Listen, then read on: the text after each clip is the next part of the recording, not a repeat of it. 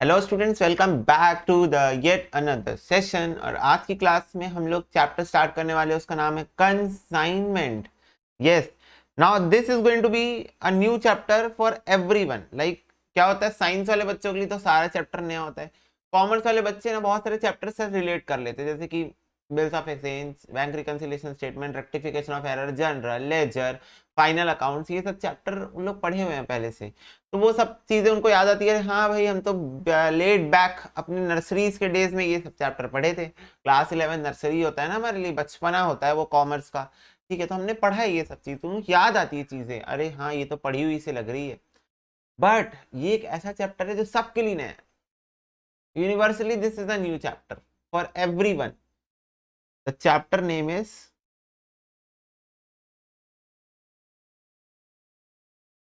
Consignment. ठीक है, consignment. अब ये शब्द तुम लोग कहीं ना कहीं तो सुने होंगे, कहीं नहीं तो मूवीज में तो सुने ही होंगे। भाई इतने लाख का कंसाइनमेंट आ रहा है, इतने करोड़ का कंसाइनमेंट आ रहा है, ये कंसाइनमेंट आ रहा है, वो वाला कंसाइनमेंट आ रहा है। ऐसे करके मूवीज में वर्ड यूज होता है। ऐसे कॉल कर बोलते हैं, हेलो भाई मेरा कंसाइनमेंट क्लियर करवा देना वहां से। क्लियर करवा दे इसलिए बोलते हैं क्योंकि बाहर से आ रहा होता है, तो आप बॉर्डर क्रॉस कर रहे होते हैं, तो बॉर्डर क्रॉस के टाइम पे आपको रोक सकते हैं या कोई भी चीज। लेकिन कंसाइनमेंट वर्ड आपने सुना होगा, तो कंसाइनमेंट का रियल मीनिंग आज मैं आप लोग को बताऊंगा। तो सबसे पहले हम लोग बात करते हैं मीनिंग के ऊपर।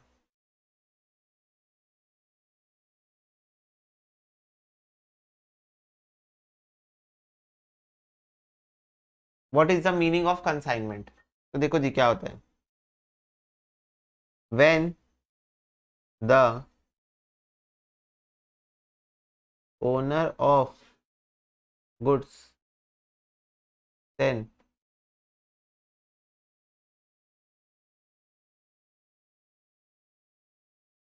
his goods to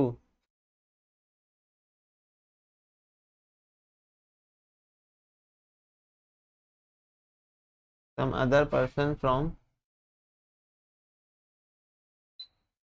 different place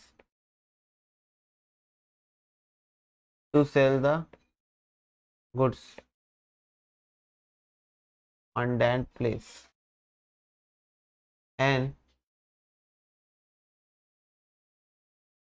as against allow commission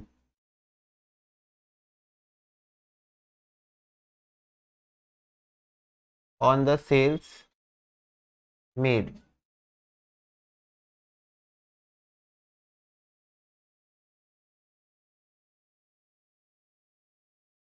That is known as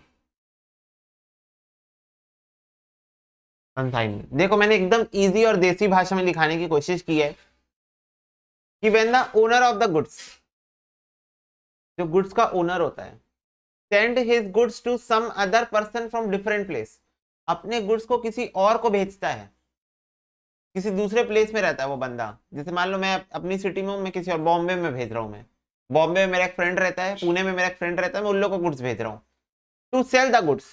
purpose क्या है गुड्स भेजने का? पर्पस क्या है? गुड्स को बेचना है। उनके थ्रू गुड्स को मेरे को क्या करना है? उस शहर में बेचना है। जैसे मेरा जो पुणे वाला फ्रेंड है, मैं उसको गुड्स भेज रहा हूँ और मैं बोल रहा हूँ भाई पुणे में बेचो मेरे गुड्स को। ठीक है, on that place and as against allow commission, और इसके बदले में उसको क्या अलाउ करेंगे हम लोग? उस पर्सन को जो मेरे गुड्स को बेचने वाला है उसको हम क्या अलाउ करेंगे? हम कमीशन अलाउ करेंगे। किस पे कमीशन अलाउ करेंगे? ऑन सेल्स मेड, जितनी सेल्स वो करेगा उस पर हम उसको कमीशन अलाउ करेंगे। That is known as consignment. इसको बोलते हैं कंसाइनमेंट। एकदम शॉर्ट सिंपल सा मीनिंग है ये कंसाइनमेंट का। ठीक है, तो बात क्या होती है समझना, कि एक होता है सेलर,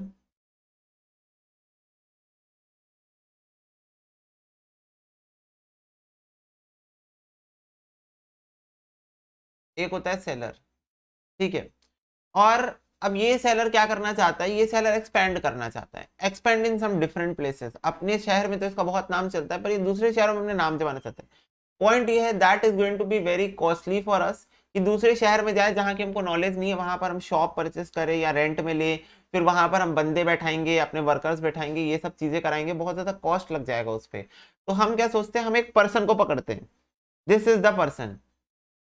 ठीक है, हम उस पर्सन को पकड़ते हैं जो उस शहर के बारे में ऑलरेडी नॉलेज रखता है, जिसको उस शहर के बारे में पूरा आइडिया है, और हम उसको बोलते हैं कि क्या आप हमारे बिहाफ में हमारे गुड्स अपने शहर में सेल करोगे, और अगर आप सेल करोगे तो उसके बदले हम आपको कमीशन देंगे, उसके बदले हम आपको क्या देंगे, कमीशन देंगे आपको।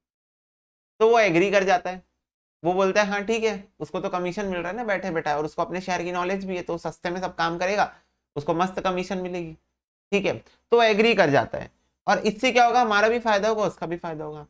तो जो सेलर होता है वो अपने गुड्स इसको सेंड करता है। क्या ये अपने गुड्स उसको बेचता है, नहीं, ये अपने गुड्स उसको भेजता है। बेचना और भेजना में फर्क है। ये अपने गुड्स उसको बस भेजता है, बेचता नहीं है। गुड्स अभी भी इसी के होते हैं, ठीक है, ये अभी भी ओनर ऑफ द गुड्स है।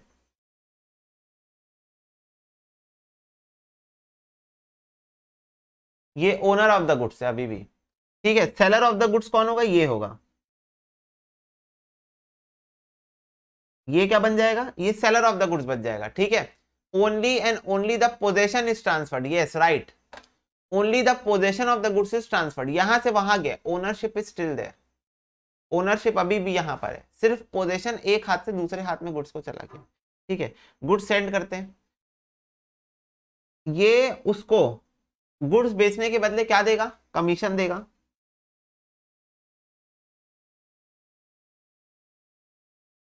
तो इसके लिए इसको क्या मिलेगा, प्रॉफिट फ्रॉम सेल, सेल होने के कारण इसको मिलेगा प्रॉफिट। इसको क्या मिलेगा, इसको मिलेगा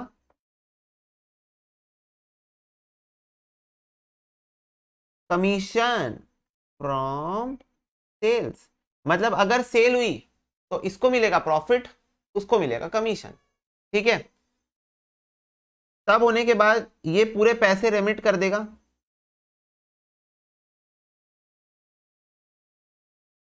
मतलब जो भी भाई पैसा इसको मिलेगा ना, ये कस्टमर को बेचेगा, ये समझो इस चीज को। ये देखो इसके पास गुड्स आ गए हैं, अब ये वेरियस कस्टमर्स को सेल करेगा। आ रही बात समझ में,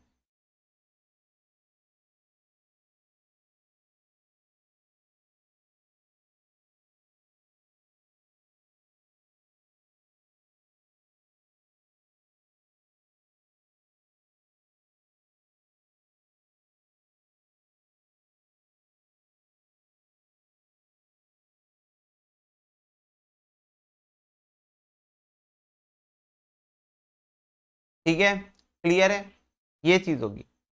इसके बाद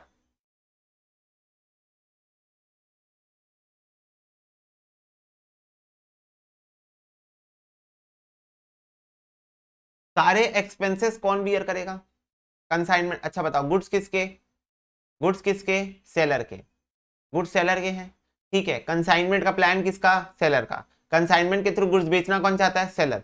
तो सारे खर्चे कौन बियर करेगा कंसाइनमेंट के, सेलर। तो कोई भी खर्चा हो वो बियर कौन करेगा, सेलर करेगा। अब यहाँ दो टाइप के खर्चे होंगे, सेलर खुद ही खर्चा करेगा, तो उसमें तो कोई दिक्कत ही नहीं है, वो अपने बुक्स ऑफ अकाउंट्स में लिख लेगा कि मैंने खर्चा किया है। और अगर ये जो बंदा है, ये बंदा जो दूसरे शहर में बैठा है, अगर ये कोई खर्चे करता है, जैसे शहर में, उस शहर में रेंट देता है, उस शहर में फ्रेट का खर्चा करता है, या कोई भी खर्चा करता है, वो भी वो इससे वसूल लेगा, ठीक है। क्योंकि कंसाइनमेंट के अंदर कोई भी खर्चा होगा वो बियर तो सेलर ही करेगा। आ रही बात समझ में, ठीक है।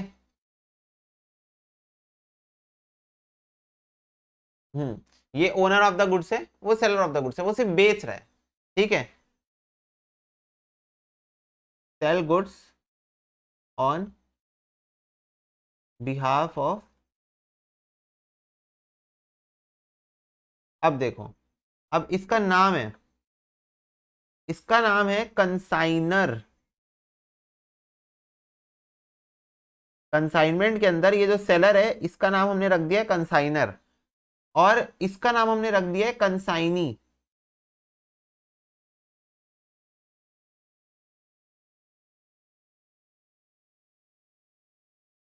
इसका नाम हमने रख दिया है क्या, कंसाइनी, ठीक है।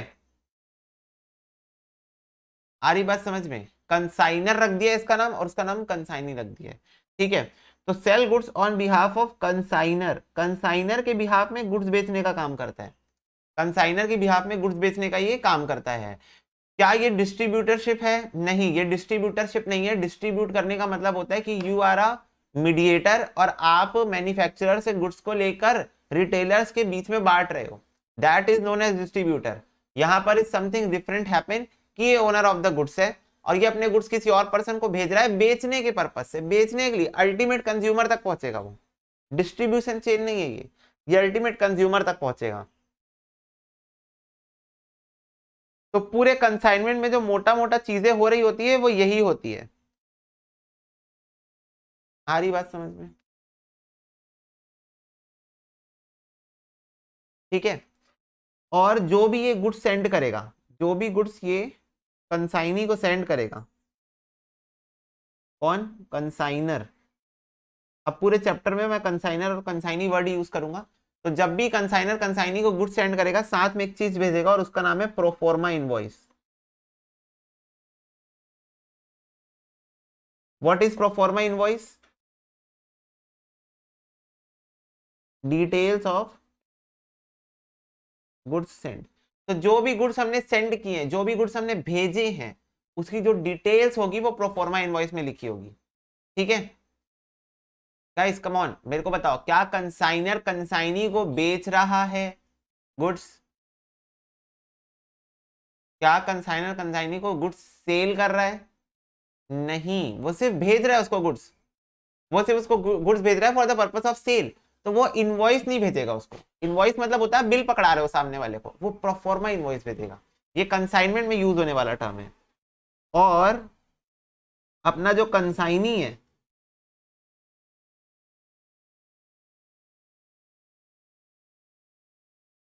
वो कंसाइनर को भेजेगा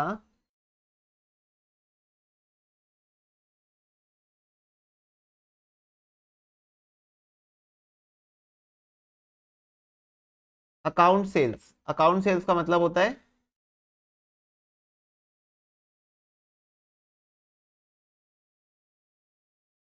details of sales made. Account sales का मतलब क्या होता है? उसके अंदर सारी डिटेल्स होती है कि आपने कितनी सेल्स की है। आ रही बात समझ में? डिटेल्स ऑफ सेल्स मेड, तो ये चीजें होती है।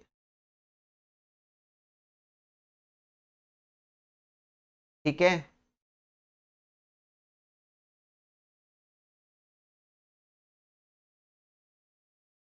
देख लो एक बार डायग्राम को।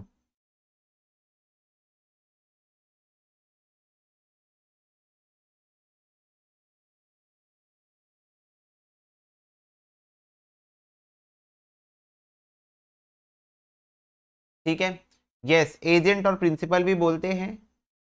ये जो कंसाइनर होता है वो रोल प्ले करता है प्रिंसिपल का, और जो कंसाइनी है वो रोल प्ले करता है एजेंट का। ठीक है,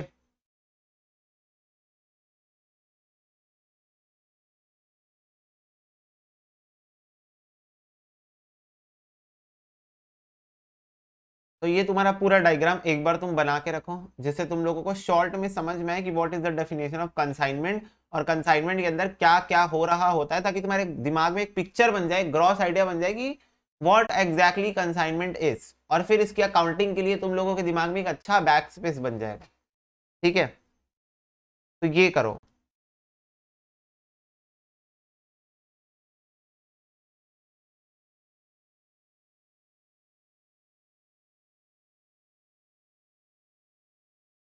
ठीक है, डन है।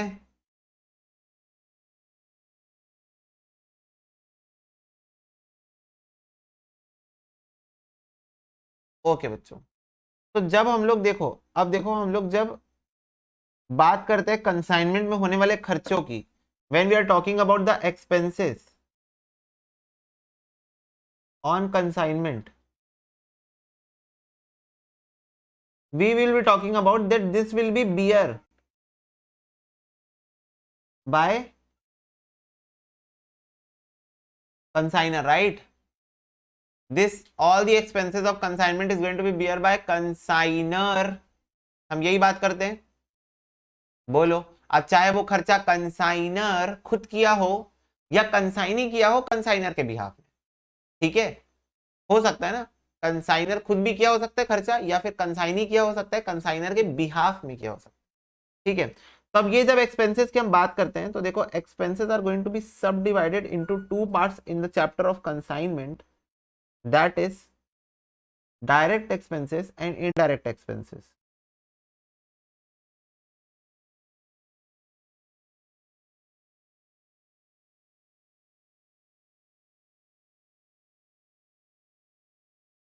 ठीक है, direct expenses and indirect expenses. तो let's just talk about what do you mean by direct expenses. तो आप किसी भी एक्सपेंस को डायरेक्ट क्लासिफाई करोगे अगर आपको ये चीज पता है जो मैं अभी लिखने वाला हूं। क्या?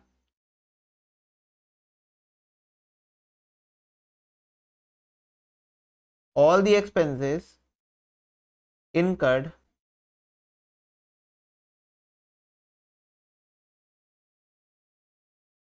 from starting till the goods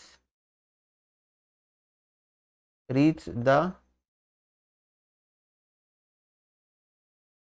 consignees go down। और इनडायरेक्ट एक्सपेंसेस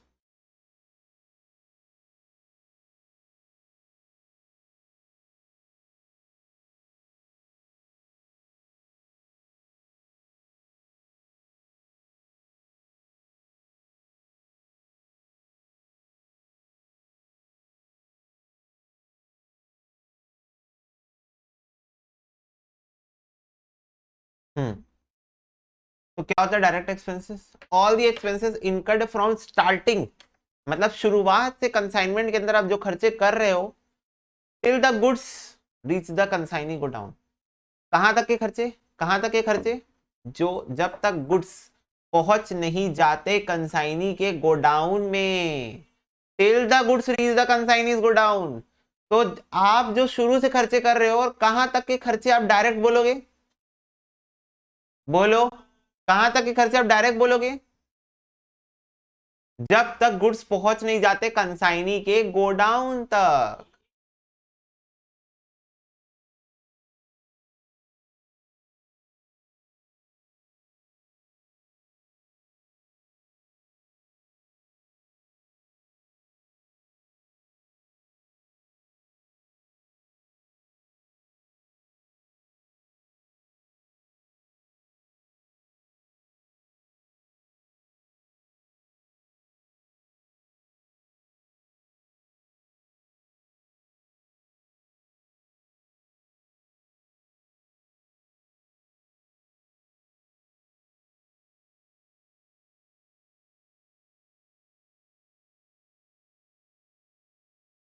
बोलो, आ रही बात समझ में? कि आप सोचो कि आपने खर्चे स्टार्ट किए, कंसाइनमेंट में आपके एक्सपेंसेस हो रहे हैं और वो एक्सपेंसेस कहां तक के आपको डायरेक्ट क्लासिफाई करने हैं कि आपका यहां से कंसाइनमेंट का सामान निकला निकला निकला निकला निकला और ये कंसाइनी का गोडाउन है, और ये कंसाइनी के गोडाउन में पहुंचने तक जो भी खर्चे हुए इसके पहले, ये गोडाउन है कंसाइनी का, ठीक है। इस यहां पहुंचने तक के पहले तक के जितने भी खर्चे हुए सारे डायरेक्ट है, सारे डायरेक्ट है, और इसके बाद के सारे खर्चे इनडायरेक्ट हो जाएंगे। लिखा है ना, rest of the other expense apart from directly classified expenses, मतलब हर वो एक्सपेंस जो कि डायरेक्टली क्लासिफाई नहीं हो रहा है वो इनडायरेक्ट एक्सपेंसेस है। सिंपल। बोलो हाँ।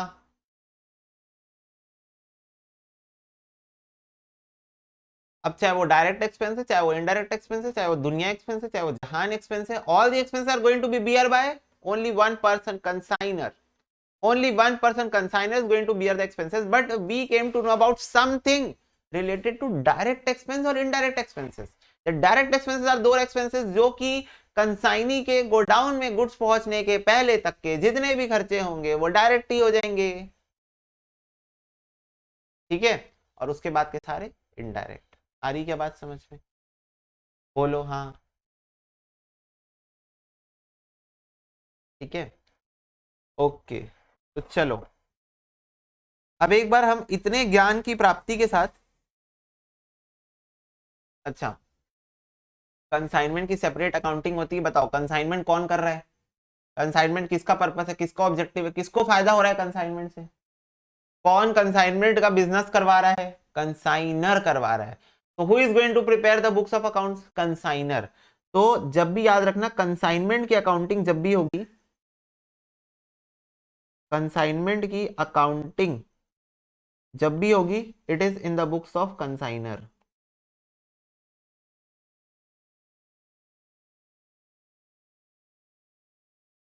ठीक है, कंसाइनर के बुक्स में होगी। कंसाइनर को प्रॉफिट जानना है तो कंसाइनर करेगा। बताओ, हम लोग फाइनल अकाउंट्स क्यों प्रिपेयर करते हैं? What is the purpose of preparation of final accounts?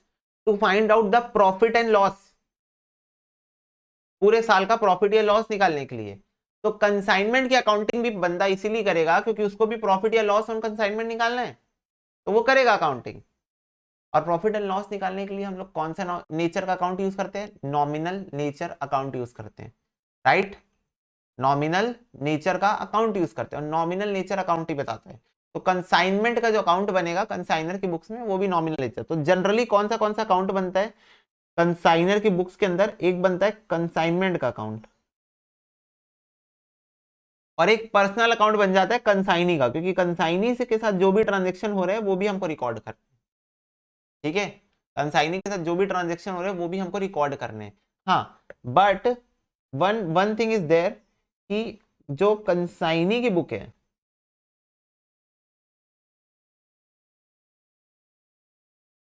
जो बच्चों कंसाइनी की बुक है, वो अपनी बुक में एक अकाउंट जरूर बनाएगा जो कि कंसाइनर का अकाउंट है। क्यों? क्योंकि उसको दिखाना है कि मेरे पर्सनली क्या ट्रांजेक्शन्स कंसाइनर के साथ हो रहे हैं, कंसाइनर के साथ क्या ट्रांजेक्शन हो रहे हैं वो दिखाना जरूर पसंद करेगा।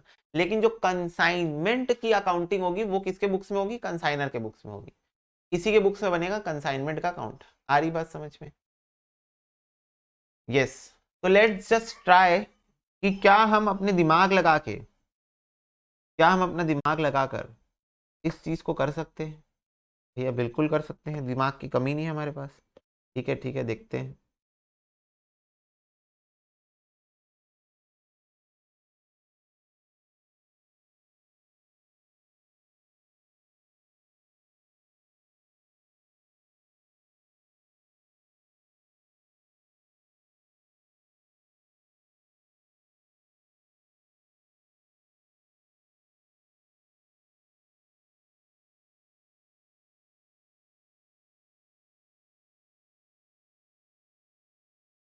हाँ जी, चलो।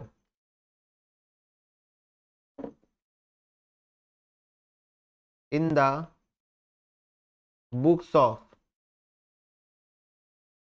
Consignor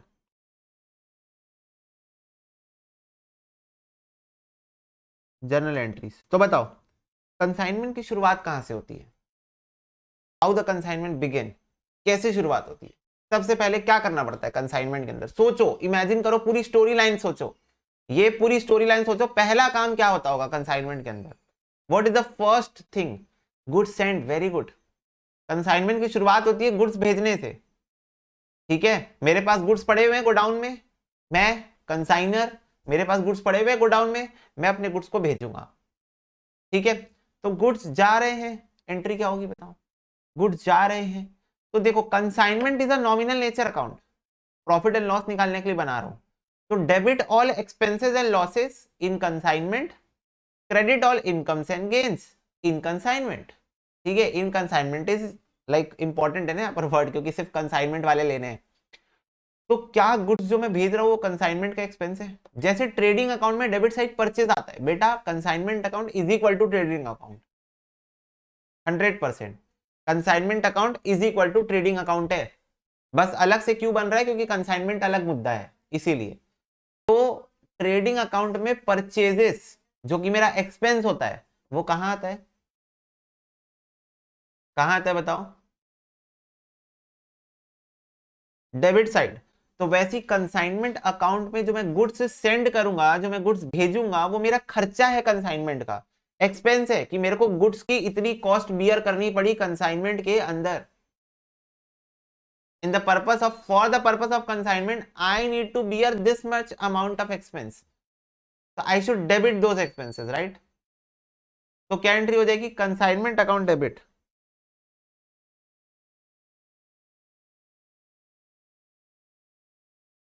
consignment account debit to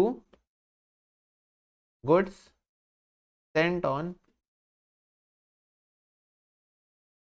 consignment account. तो आप ये चीज मेंशन करके बता दोगे कि हमने कंसाइनमेंट अकाउंट डेबिट किया है because this is an expenses to goods sent on consignment account. Consignment में गुड्स जा रहे हैं। Are we communicating? यस। तो अब ये जो अब चलो ठीक है ठीक है ठीक है, चलो गुड्स है मेरे पास, गुड्स भेज रहा हूं मैं, गुड्स भेजने की मैंने एंट्री भी पास कर दी। क्या गुड्स उड़ के जाएंगे या मेरे पास डोरेमोन का एनीवेयर डोर है? फटाफट से बताओ कि मैं ऐसे दरवाजा खोलूंगा और धड़ाधड़ गुड्स को भेज रहा हूं। ले ले ले जा ले जा ले जा। बताओ। हाँ तो बताओ ना,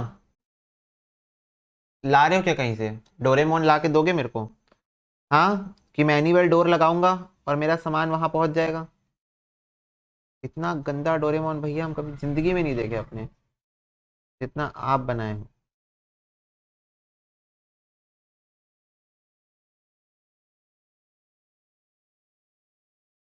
ये देखो, मैं निंजा हथौड़ी आ गया हूँ। पहाड़ों के ऊपर जंगल के पार, देखो कौन अपने शहर आया यार, निंजा हथौड़ी अपने घर आया यार। तो बच्चों, anywhere door is not possible in real life as we know. Currently it is not possible. ठीक है, अगर कोई 200-300 साल बाद ये लेक्चर देख रहा है तो प्लीज, तुम्हारे टाइम में आ चुका होगा एनीवेयर डोर, पर हमारे टाइम में नहीं था। ठीक है, तो चलो देखो,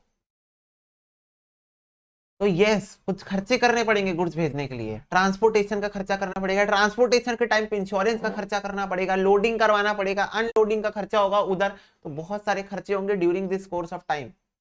अब इनमें से कुछ खर्चे जो यहाँ से गुड्स भेज रहे हैं, यहाँ से जो ट्रांसपोर्ट वाला उसको लेके जा रहा है, यहाँ से जो इंश्योरेंस करा रहा हूं मैं गुड्स का, वो सब खर्चे मैं पे कर रहा हूँ, कंसाइनर पे कर रहा होगा। बोलो हाँ। यस। तो पहली बात तो ये बताओ, फटाफट से बताओ, कंसाइनमेंट के खर्चे कंसाइनमेंट अकाउंट में जाएंगे, पीएनएल में जाएंगे क्या? पीएनएल में जाएंगे, कंसाइनमेंट में जाएंगे? All the expenses related to consignment are charge to consignment account. तो कंसाइनमेंट अकाउंट के डेबिट साइड याद करो तुम लोग, एक्सपेंसेस आते हैं सारे। तो कंसाइनमेंट अकाउंट डेबिट, और ये खर्चे मैंने, कंसाइनर ने, जिसकी बुक्स में ये बन रहा है, उसने अपनी जेब से किए हैं। तो to cash oblique bank account, depending upon कि मैंने कैसे पेमेंट किया। तो ये हो गया कंसाइनर के खर्चे। ये देखो यहाँ लिख देता हूं मैं, being goods sent on consignment, being expenses incurred by consigner. ठीक है, तो ये कंसाइनर ने खर्चे कर दिए। ठीक है, अब सोचो, अब गुड्स जा रहे जा रहे जा रहे जा रहे, गुड्स चले गए, गुड्स पहुंच गए। ठीक है, अब गुड्स पहुंच गए तो वहां कंसाइनी अपने शहर में गुड्स को अनलोडिंग कराएगा, फिर अपनी ट्रक में डलवाएगा, उसके शहर के व्यापार विहार में पहुंचे गुड्स। ठीक है, व्यापार विहार से उसका गोडाउन है और दूर 5 किलोमीटर। ठीक है, एकदम एक्सट्रीम सिचुएशन में ले रहा हूं ताकि एंट्रीज तुम समझ पाओ कि उसके शहर के व्यापार विहार में गुड्स उतरे। अब वो अपनी ट्रक में इधर वाली ट्रक से अनलोड कराएगा, अपनी ट्रक में लोड कराएगा और फिर अपनी ट्रक से लेके जाएगा अपने गोडाउन तक। तो क्या कंसाइनी भी कुछ खर्चे कर रहा है अपनी जेब से, जो कि कंसाइनमेंट के खर्चे हैं? बताओ। हाँ, तो फिर से कंसाइनमेंट का अकाउंट डेबिट ही होगा, क्योंकि all the expenses are debited to consignment account, all the incomes are credited to consignment account. तो कंसाइनमेंट अकाउंट डेबिट, बट इस बार मेरे जेब से पैसा नहीं गया, इस बार कंसाइनी के जेब से पैसा गया मेरे बिहाफ में। तो मैं कंसाइनी को क्रेडिटर बना देता हूं, बाद में पैसे दे दूंगा उसको इसके बिहाफ में। तो to consignee account, to consignee account, consignee ने मेरे बिहाफ में खर्चे किए, एक्सपेंसेस ऑन माय बिहाफ। बाद में जब पेमेंट करूंगा, consignee consignee account debit to cash. वैसे तो ये करना नहीं है, बट एक बात की बात बता रहा हूं कि एंट्री का इंटरप्रिटेशन समझ लो, कि बाद में जब कंसाइनी बोलेगा पैसा दे, तो मैं consignee account debit to cash कर दूंगा, बात खत्म। वो मेरे भी हाथ में अभी खर्चा कर दिया है। Being expenses incurred by consignee. ठीक है, बोलो हाँ।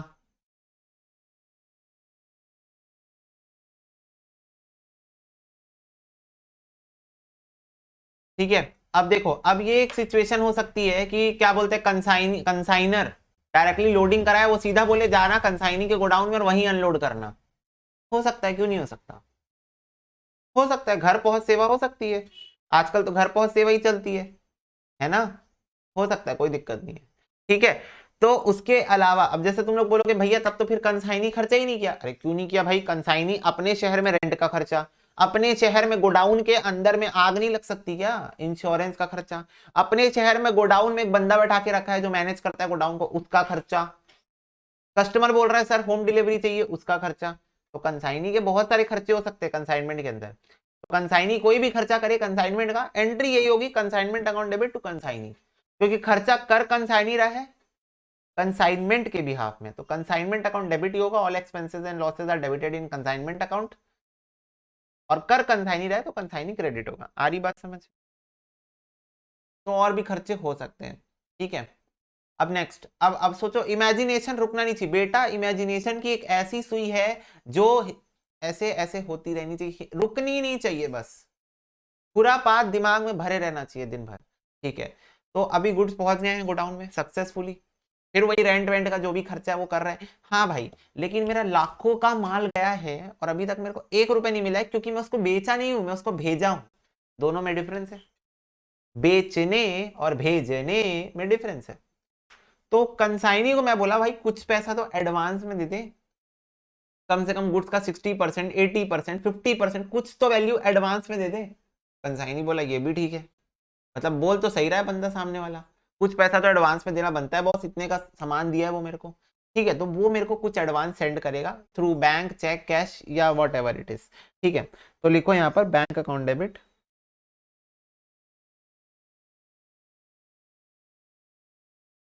बैंक या कैश जो भी, जनरली बैंक ही भेजता है, बैंक या cash account debit to consignee account, consignee से मेरे को पैसा मिला।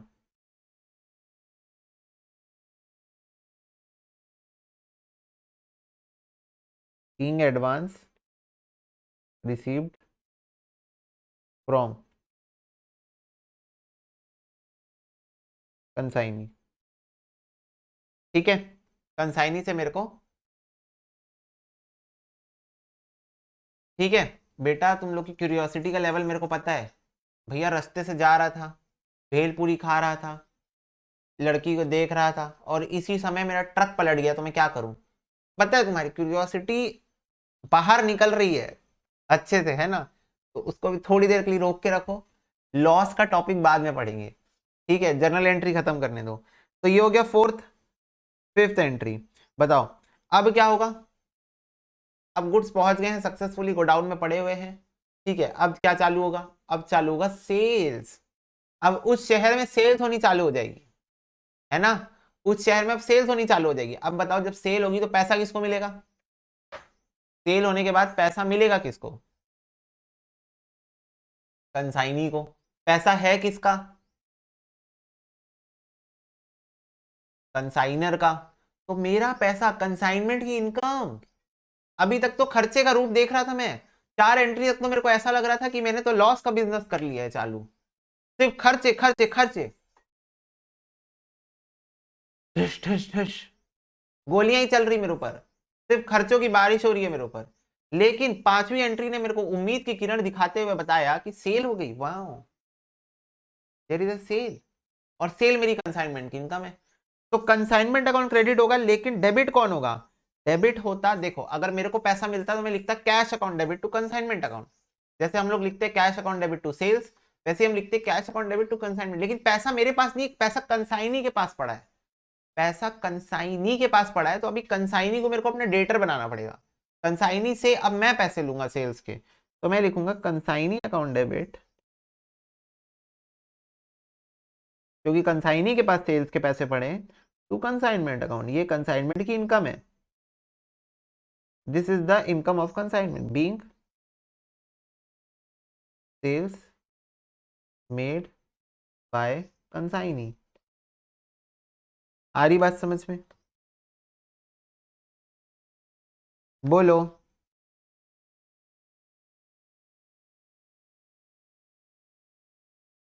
यस, अब मेरे को एक बात बताओ, सेल हो गई, तो अब कंसाइनी क्या बोलेगा? क्या बोलेगा जल्दी बताओ, कंसाइनी क्या बोलेगा जल्दी?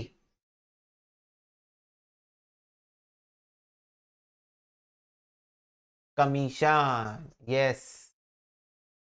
कमीशन दो भैया, सेल्स हो गई आपकी, कमीशन दो मेरा, निकालो कमीशन निकालो मेरी। तो अब मेरे को बताओ, मेरे को कंसाइनी को कमीशन देना है, क्या ये कंसाइनमेंट का एक्सपेंस है? क्या ये कंसाइनमेंट में होने वाला खर्चा है? यस। तो मैं लिखूंगा कंसाइनमेंट अकाउंट डेबिट, क्योंकि ये कंसाइनमेंट में होने वाला एक खर्चा है, टू कंसाइनी अकाउंट। कंसाइनी को मेरे को देना है क्या? कमीशन। तो being commission allowed to consignee, being commission allowed to consignee. आ रही बात समझ में?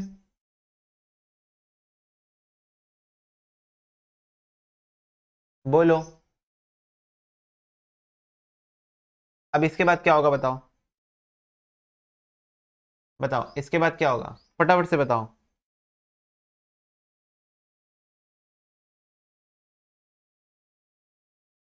अब अब हो गया पूरा साल खत्म, ठीक है, कंप्लीट ईयर डन ना डन, ठीक है। अब कुछ नेट फिगर आएगी, और वो नेट फिगर ऑफ कोर्स क्या आएगी? पेबल आएगी, मतलब रिसीवेबल फ्रॉम कंसाइनी आएगी। क्योंकि देखो सोच के देखना, कंसाइनी ने खर्चा किया, कंसाइनी ने एक्सपेंस किया मेरे बिहाफ में, ये देखो कंसाइनी ने एक्सपेंस किया मेरे बिहाफ में, ठीक है।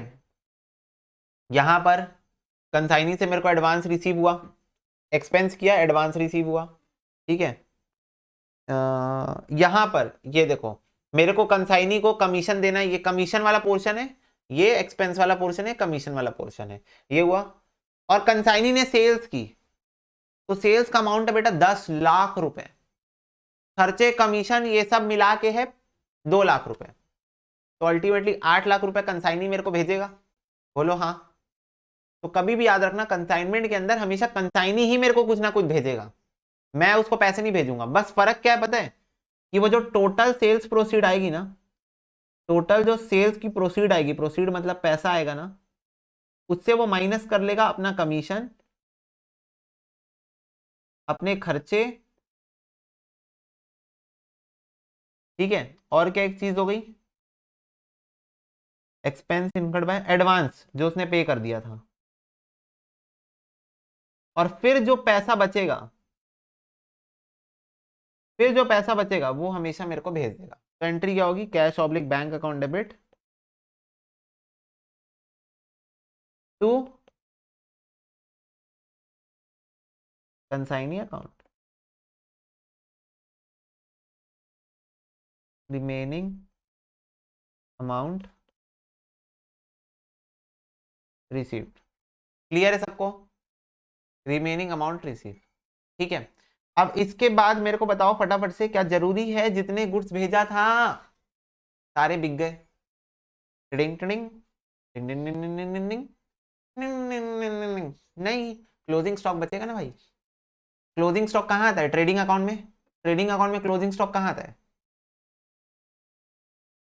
Credit side. तो कंसाइनमेंट अकाउंट में कहाँ आएगा? क्रेडिट साइड, क्योंकि consignment account is equal to trading account की परछाई है, नॉमिनल अकाउंट है, वैसे ट्रेड कर रहे हैं, ट्रेड कर रहे हैं पर कंसाइनमेंट बेसिस पे कर रहे हैं।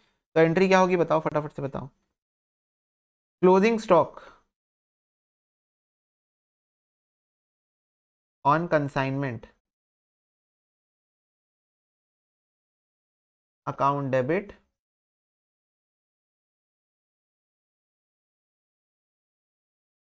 To consignment account,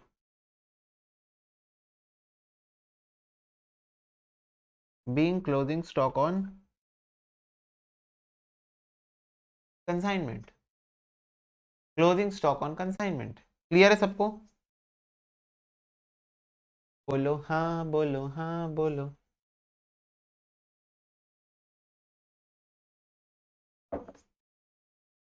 hmm.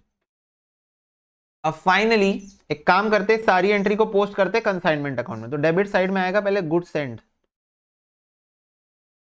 On consignment, फिर आएगा to cash oblique bank, consignor के खर्चे, फिर आएगा टू कंसाइनी,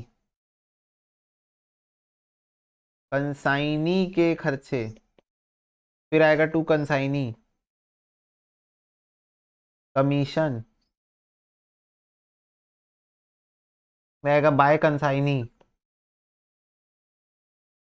सेल्स, फिर आएगा बाय क्लोजिंग स्टॉक। ये सब करने के बाद बच्चों जनरली ये सब करने के बाद प्रॉफिट या लॉस आ जाएगा, प्रॉफिट या लॉस लॉस आ जाएगा। तो डेबिट साइड आएगा टू प्रॉफिट ऑन कंसाइनमेंट,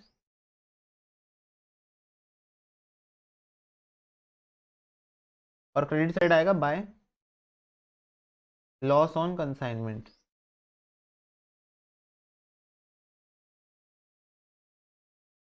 बोलो जी, क्लियर है?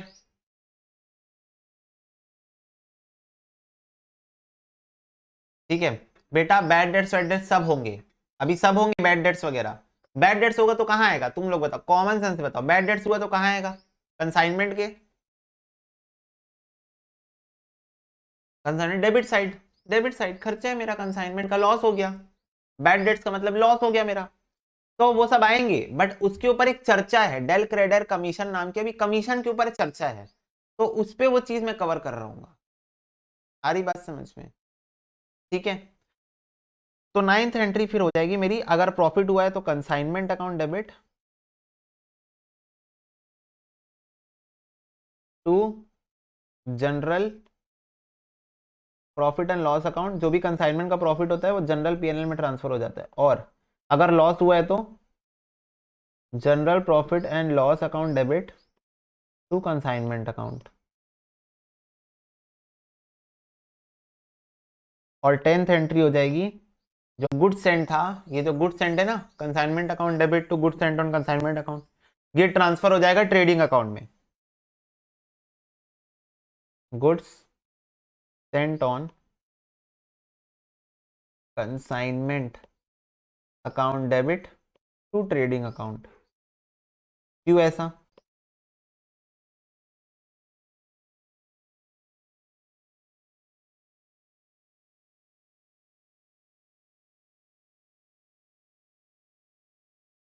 क्यों ऐसा? क्या हम फाइनल अकाउंट जब पढ़ रहे थे तब मैं तुमको एक चीज बताया था क्या, कि ट्रेडिंग अकाउंट में जब भी गुड्स आते हैं, चाहे वो ओपनिंग स्टॉक हो चाहे वो परचेज हो, चाहे whether it is opening stock और परचेज, जब भी ट्रेडिंग अकाउंट में गुड्स आते हैं तो डेबिट होते हैं, और जाते हैं तो क्रेडिट होते हैं, यही बोला था फाइनल अकाउंट्स में। अब जाने के रीजन क्या हो सकते हैं? बहुत सारे हो सकते हैं, सेल्स के कारण जा सकता है, आग लग सकती है, चोरी हो सकता है, ड्रॉइंग्स हो सकती है, चैरिटी हो सकती है, क्लोजिंग स्टॉक हो सकता है, कंसाइनमेंट भी तो हो सकता है। बोलो, हो सकता है कि नहीं हो सकता है? कंसाइनमेंट भी तो वन ऑफ दोज रीजंस में से एक हो सकता है जिसकी वजह से गुड्स जा रहे हैं। तो जब भी गुड्स आ रहे हैं डेबिट कर रहे हैं उनकी कॉस्ट को, जब भी गुड्स जा रहे हैं क्रेडिट कर रहे हैं उनकी कॉस्ट को ट्रेडिंग अकाउंट में, तो इसलिए ट्रेडिंग अकाउंट में क्रेडिट हो गया। अब एक बार कंसाइनमेंट का अगर तुम फॉर्मेट देखो, और एक बार कंसाइनमेंट ना सोचते हुए इसको इसको पढ़ो, ये ट्रेडिंग लिखा हुआ है यहाँ पर। क्या लिखा हुआ है यहाँ पर? ट्रेडिंग लिखा हुआ है।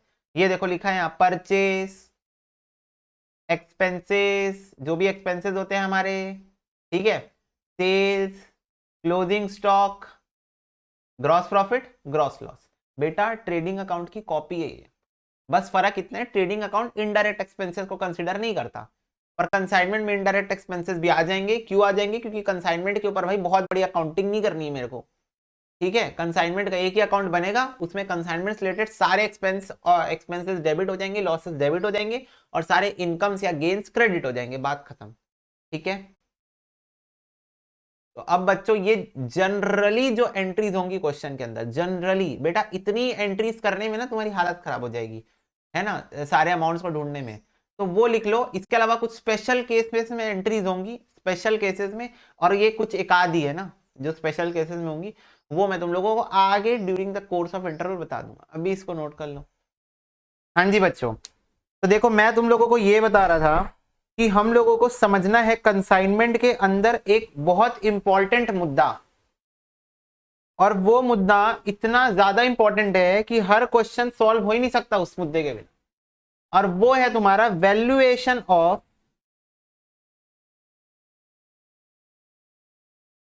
Closing stock. So as we now came to know about कि there are two types of expenses in consignment, one is direct and another is indirect expenses। जब मैं गुड्स को यहां से छोड़ता हूं कंसाइनर के पास से और कंसाइनी के गोडाउन पहुंचने तक जितने भी एक्सपेंसेस होते हैं वो डायरेक्ट एक्सपेंसेस कहलाते हैं, और जितने उसके बाद होते हैं वो इनडायरेक्ट कहलाते हैं। वैल्यूएशन ऑफ क्लोजिंग स्टॉक एक बहुत इंपॉर्टेंट टॉपिक है और उस पर डायरेक्ट एक्सपेंसेस का एक बड़ा रोल प्ले होगा। तो बच्चों एक इंटरप्रिटेशन देता हूं तुम लोगों को कि डायरेक्ट एक्सपेंसेस का मतलब क्या होता है। समझो मेरी बात को ध्यान से। तुम गुड्स को परचेस कियो, राइट, और तुमने गुड्स को लोड कराया, ट्रक वाला उसको गुड्स को लेके गया। जब तक गुड्स गोडाउन नहीं पहुंच जाते तब तक वो बिक पाएंगे क्या? फटाफट से बताओ। जब तक गुड्स अपने घर नहीं पहुंच जाते जहां से उनको सेल आउट होना है तब तक वो बिक पाएंगे नहीं। क्या रोड में ट्रक को रोकूंगा, पीछे से ट्रक का दरवाजा खोलूंगा, बोलूंगा आओ ले लो आलू बुंडे गरम 10 के 4? Is it possible to do that? बोलो।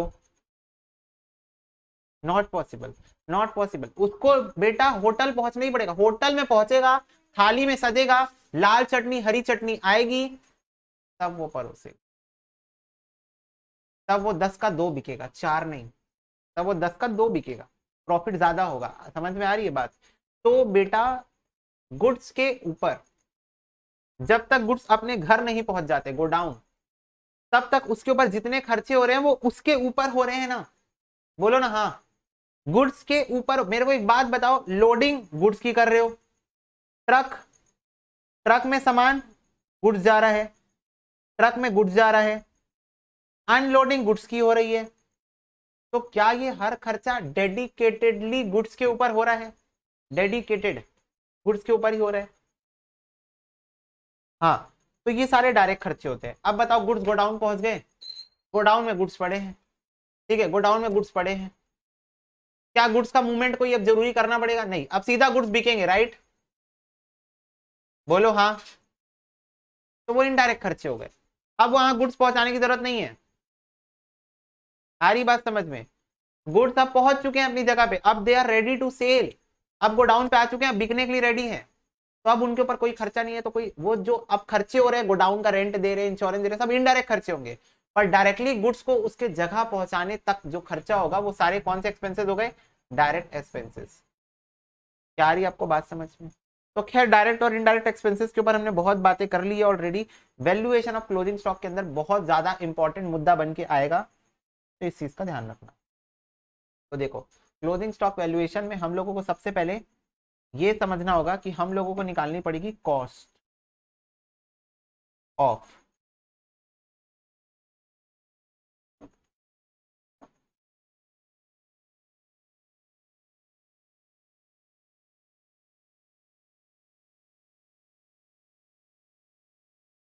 Purchase cost of goods.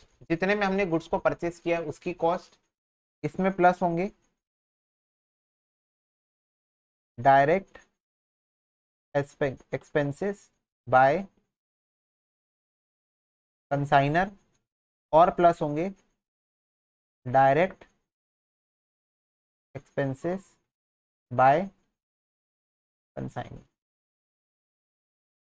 आ रही बात समझ में? तो जितने भी कॉस्ट में आपने गुड्स को परचेस किया है उसमें आप वो हर डायरेक्ट खर्चा ऐड करोगे जो कंसाइनर ने किया है, और हर डायरेक्ट खर्चा ऐड करोगे जो कंसाइनी ने किया है।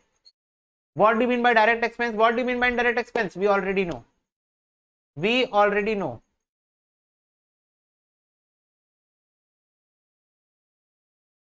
तो जब हम ये तीनों की कॉस्ट को ऐड कर देते हैं तो हमको मिलता है टोटल कॉस्ट जो इस पर्टिकुलर गुड्स के ऊपर खर्चा हुआ है। बोलो हाँ। इस पर्टिकुलर जो गुड्स है उसके ऊपर जो टोटल कॉस्ट खर्चा हुआ है, चाहे मेरे को उसको खरीदने का कॉस्ट लगाओ, चाहे मेरे को जितने भी डायरेक्ट खर्चे लगे हो रास्ते में, वो पूरा टोटल कॉस्ट ऑफ गुड्स आ जाता है। टोटल कॉस्ट ऑफ गुड्स आ जाता है। यस, ठीक है। तो ये होता है मेरा valuation of closing stock. This is as simple as that कि आपको जो भी परचेस कॉस्ट थी गुड्स की वो लेना है, डायरेक्ट एक्सपेंसेस लेना है बाय कंसाइनर और डायरेक्ट एक्सपेंसेस लेना है बाय कंसाइनी। तीनों को ऐड कर देना है, आपको total cost of the goods मिल जाएंगी और यही आपका क्लोजिंग स्टॉक का वैल्यूएशन का एक सबसे इंपॉर्टेंट पार्ट बनेगा। आ रही बात समझ में? अब इस सफर के दौरान हमको बहुत सारी चीजों पे ध्यान देना है, बहुत सारी चीजें हम लोगों को करनी है, बट फर्स्ट ऑफ ऑल हमारा टारगेट क्या होगा, सुन लो। जितने भी गुड्स के ऊपर ये कॉस्ट हुई है उतने नंबर ऑफ यूनिट से आपको इसको डिवाइड करना है। क्या करना है? उतने नंबर ऑफ यूनिट से आपको डिवाइड करना है। तो आपको क्या मिल जाएगी बच्चों? क्या मिल जाएगी? पर यूनिट कॉस्ट मिल जाएगी। इतना चीज आपको करना है बस। Considering all the facts in the question, आपको सिर्फ ये निकालना है, पर यूनिट कॉस्ट निकालना है सिचुएशन के अकॉर्डिंग। फिर से जो भी टोटल कॉस्ट आएगी नंबर ऑफ यूनिट से उसको डिवाइड करोगे तो पर यूनिट कॉस्ट मिल जाएगी। भैया एग्जांपल लो, एग्जांपल देखो, example cost of goods sent on consignment, let's say 5 lakh rupees.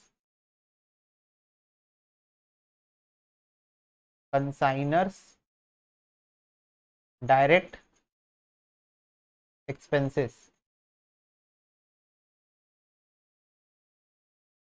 Consignee's direct expenses, number of units, find out per unit cost. Per unit cost हमको निकालना है, ठीक है। पर यूनिट कॉस्ट ऑफ गुड्स देखो कैसे निकालेंगे। सबसे पहले सॉल्यूशन,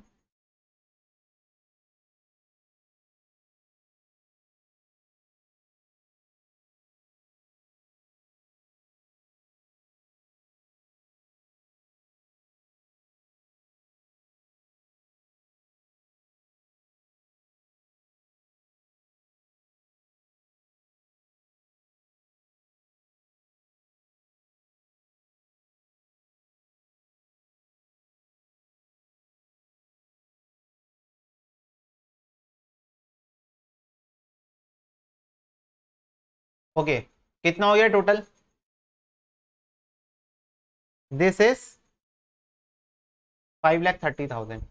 इसको डिवाइड करो नंबर ऑफ यूनिट से,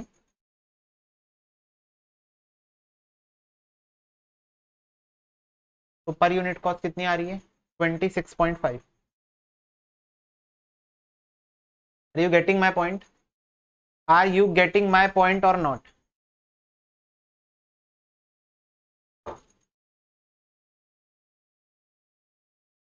इजी, इजी है क्या बेटा? बस इतना ही कार्यक्रम है। गुड्स के अंदर जितनी भी कॉस्ट इनकर हो रही है, गुड्स के अंदर कौन सी कॉस्ट इनकर हो रही है? खरीदने का खर्चा, all the direct expenses, godown पहुंचने तक का खर्चा, सबको मिला दो, नंबर ऑफ यूनिट से डिवाइड कर दो, एक यूनिट की कॉस्ट पता चल जाएगी। उसके बाद की कहानी हम आगे सुनाएंगे आपको, ठीक है। सस्पेंस पे छोड़ रहे हैं आज, ठीक है। आज नहीं मतलब अभी सस्पेंस पे छोड़ रहे हैं, आज के लेक्चर में ही क्लियर हो जाएगा वो चीज। ओके बच्चों, क्वेश्चन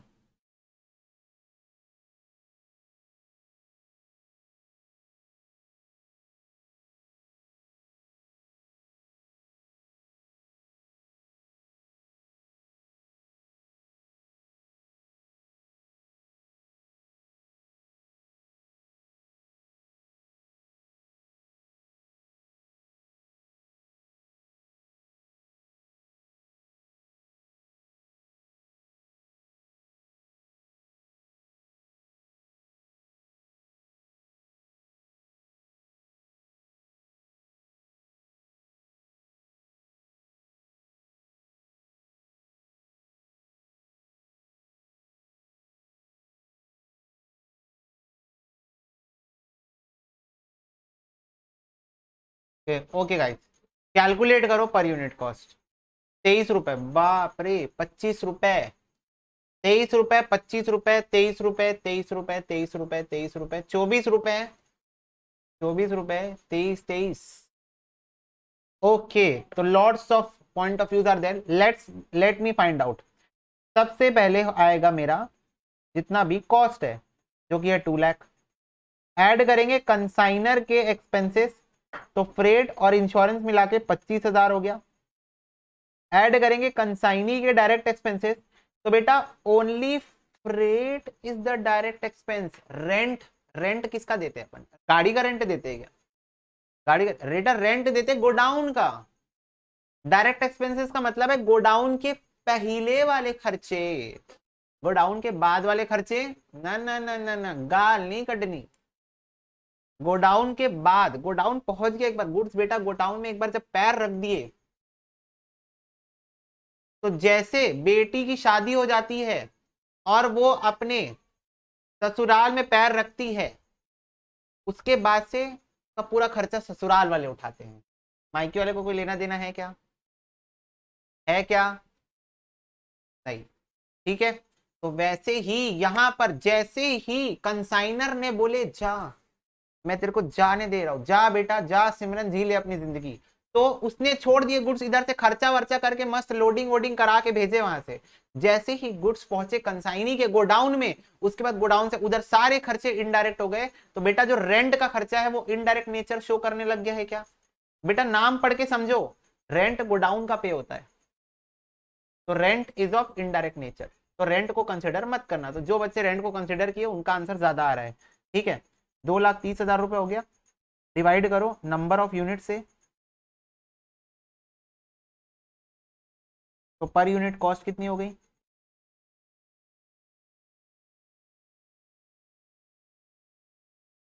23।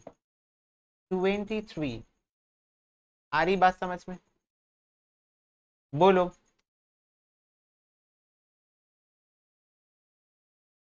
बोलो हाँ, बोलो हाँ, बोलो हाँ हाँ हाँ, बोलो हाँ, बोलो हाँ हाँ, बोलो हाँ हाँ हाँ हाँ हाँ।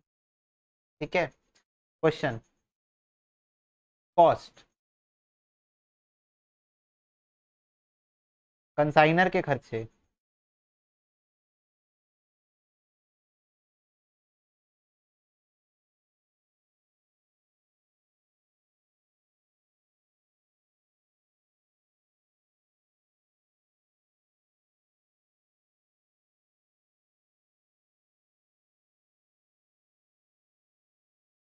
कंसाइनी के खर्चे,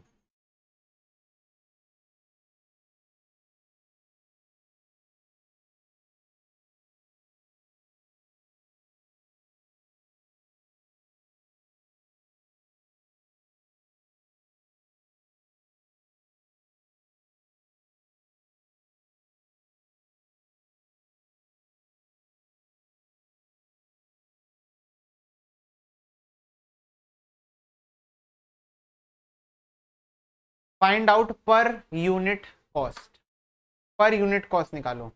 13.25, 103, 102.2, 102.8,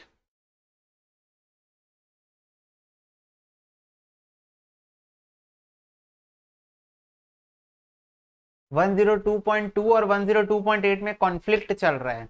okay, let me find cost plus consignor के डायरेक्ट खर्चे तीनों। बेटा मेरे को एक बात बताओ, कंसाइनर इनडायरेक्ट खर्चे कर भी पाएगा? इज इट पॉसिबल कि कंसाइनर अपनी जेब से इनडायरेक्ट खर्चे कर पाए? देखो खर्चे सारे बियर तो वही करेगा, all the expenses are going to be bear by consignor only at last. But मैं बात करो करने की, खर्चा बियर करने की नहीं, खर्चा करने की बात कर रहा हूं मैं। तो कंसाइनर को बेटा जिंदगी ये मौका ही नहीं देगी कि वो डायरेक्ट खर्च इनडायरेक्ट खर्चे कर पाए, क्योंकि इनडायरेक्ट खर्चे चालू कब से होते हैं? गोडाउन पहुंचने के बाद से। गोडाउन पहुंचने के बाद कंसाइनर नहीं, कंसाइनी अपने जेब से खर्चे करता है, बाद में कंसाइनर से वो पैसे ले लेता है ना? तो कंसाइनर के तो वैसे भी सारे खर्चे डिफॉल्ट केस में डायरेक्ट ही होते हैं, तो 20 प्लस 25 65,000। कंसाइनी के डायरेक्ट खर्चे अनलोडिंग है, फ्रेट है, रेंट नहीं है, लाइटिंग भी नहीं, लाइटिंग मतलब इलेक्ट्रिसिटी चार्जेस। ठीक है, तो ये हो गया 8,000। कितना हो जाएगा टोटल? 7,50,000 प्लस 65,000 प्लस 8,000, ये हो जाएगा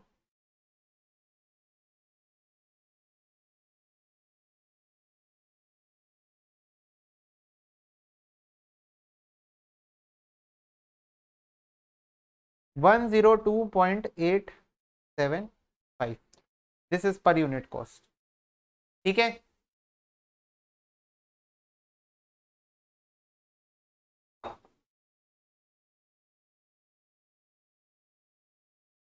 क्लियर हो रही है बात? अरे बोलो ना हाँ।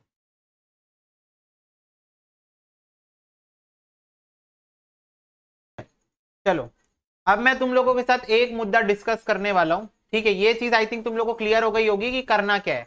क्या करना है, जो भी गुड्स के कॉस्ट होंगे उसमें direct expenses by consignor, direct expenses by consignee को ऐड करना है, टोटल कॉस्ट निकालनी है, उसको नंबर ऑफ यूनिट से डिवाइड करना है, पर यूनिट कॉस्ट निकालना है। इतना मुद्दा हमको समझ में आ गया भैया, बहुत बेसिक सी बात थी ये। डायरेक्ट एक्सपेंसेस का मतलब होता है हर वो खर्चा जो गोडाउन के पहले होता है, गुड्स गोडाउन पहुंचने के पहले तक का खर्चा। ठीक है, अब देखो, अब मेरे को एक बात बताओ, क्या हमारी जिंदगी, क्या हमारी हार्ट बीट ये है, या हमारी हार्ट बीट ये है? फटाफट से बताओ, कौन सी हमारी हार्ट बीट, फर्स्ट वन और second? Second one is our heart. तो सेकंड वाली हार्ट बीट देख के मेरे को एक गाना याद आता है। कौन सा गाना भैया? ओ बेटा जी, ओ बेटा जी, अरे ओ बाबू जी, किस्मत की हवा कभी गरम कभी नरम, कभी गरम गरम कभी नरम नरम, कभी गरम नरम गरम नरम गरम नरम। आती कि नहीं तुम लोगों को भी ये गाने? इसको देख के, किस्मत की हवा कभी गरम कभी नरम, कभी गरम गरम कभी नरम नरम, कभी गरम नरम गरम नरम। आती है आवाज, मतलब आती है फीलिंग? यस। तो बेटा जब कंसाइनमेंट चल रहा है तो कंसाइनमेंट में भी तो किस्मत की हवा कभी गरम कभी नरम हो सकती है ना। तो इससे मेरा बोलने का मतलब ये है कि कंसाइनमेंट में लॉस भी तो हो सकता है रास्ते में। आप चीजों को ट्रांसपोर्ट कर रहे हो दूसरे शहर में, लॉस नाम की चीज दुनिया में एग्जिस्ट करती है। हाँ, बोल ये नहीं बोल रहा हूं होगा ही होगा, बट मे बी हो जाए, मे बी हो जाए। तो how many types of losses are there in this world? भैया 2 types of losses are there in this world, name them. Normal loss, abnormal loss. तो normal loss and abnormal loss, दो type के loss होते हैं। Normal loss का मतलब होता है ऐसा loss which can not be controlled, जिसको कंट्रोल किया नहीं जा सकता। एबनॉर्मल लॉस होता है विच कैन बी कंट्रोल्ड, जिसको कंट्रोल में लाया जा सकता है। ठीक है, तो normal loss are those loss which can not be avoidable. आप इस लॉस को अवॉइड कर ही नहीं सकते, आप जो करना है कर लो। टमाटर की क्रेट आ रही है, एक आध क्रेट के टमाटर पिचकेंगे जो नीचे रखे हुए हैं।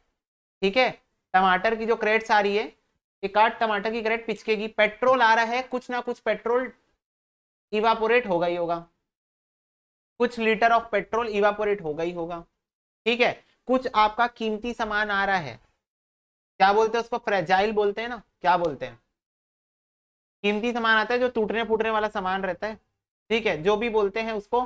तो जैसे मान लो तुम्हारा, क्या तुम लोग देखोगे कई बार अपनी ऑनलाइन डिलीवरी आती है, फ्रिज साइड से टूटा रहता है। कई बार हम लोग कुछ चीज परचेस करते हैं, लैपटॉप आ रहा है, इधर से डेंट पड़ा हुआ है उस पर, फोन आ रहा है डब्बा, उसके में डेंट पड़ा हुआ है। ठीक है, तो कुछ आइटम का नॉर्मल लॉस होता ही होता है, उसमें हम लोग कुछ नहीं कर सकते। तो this is unavoidable, we can not avoid this, हम लोग कुछ भी कर ले we can not avoid this. But abnormal loss is the thing which can be controlled, हम इसको अवॉइड कर सकते थे अगर ड्यू प्रिकॉशन लेते तो। अगर if we are going to take due precautions we can avoid this, कर सकते थे, बट हमने प्रिकॉशन नहीं लिया, उस वजह से हो गया, उस वजह से हो गया। आ रही बात समझ में? तो क्या मुझे पहले से, अच्छा बताओ क्या मैं ज्योतिष हूँ? नहीं भैया, आप तो अकाउंटेंट जैसे दिख रहे हो मेरे को। ठीक है ठीक है। हाँ, तो नॉर्मल लॉस हर बार होना है, बार बार होना है, 1000 बार होना है, इसलिए एक गाना याद आ गया, बार बार देखो 1000 बार देखो, कि देखने की चीज है हमारा नॉर्मल लॉस, देखो टना ना ना ना ना ना ना, ओ देखो टना ना ना ना ना ना ना, ओ देखो। ठीक है, तो बार बार देखो इसको और समझने की कोशिश करो कि मुझे पहले से पता है कि इतना लॉस तो होगा ही होगा, बट क्या मेरे को सपना आ रहा था मेरे को एबनॉर्मल लॉस होगा? आएंगे डाकू लोग बोलेंगे चलो ट्रक खाली करो तुरंत, पीछे ट्रक खुला, इधर से पूरा सामान गायब जंगल में। क्या मेरे को सपना आ रहा था ये होने वाला मेरे साथ? नहीं। तो एबनॉर्मल लॉस मेरे को पता ही नहीं है, हो जाएगा। अच्छा, क्वेश्चन में लिखा है लॉस हो गया, नहीं बता रहा है नॉर्मल लॉस है कि एबनॉर्मल लॉस है, क्या एज्यूम करोगे बताओ? क्वेश्चन में लिखा है लॉस हो गया, 100 यूनिट गायब, ट्रक से गायब 100 यूनिट, कहाँ गए? क्या एज्यूम करोगे? बेस्ट पॉसिबल एजम्पशन क्या बोलती है? एब नॉर्मल लॉस है भैया। क्या है बेस्ट पॉसिबल एजम्पशन? एब नॉर्मल लॉस ट्रीट करना।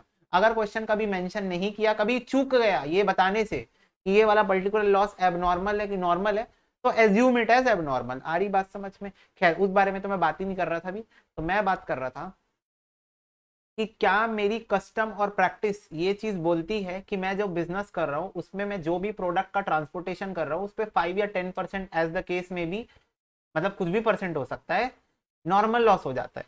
तो क्या जब ये हर साल की कहानी है, हर साल की बात है, तो इसीलिए नॉर्मल लॉस में जो मेरा लॉस होता है उसको मैं कस्टमर से वसूल लेता हूं। तो normal loss is absorbed bye good units.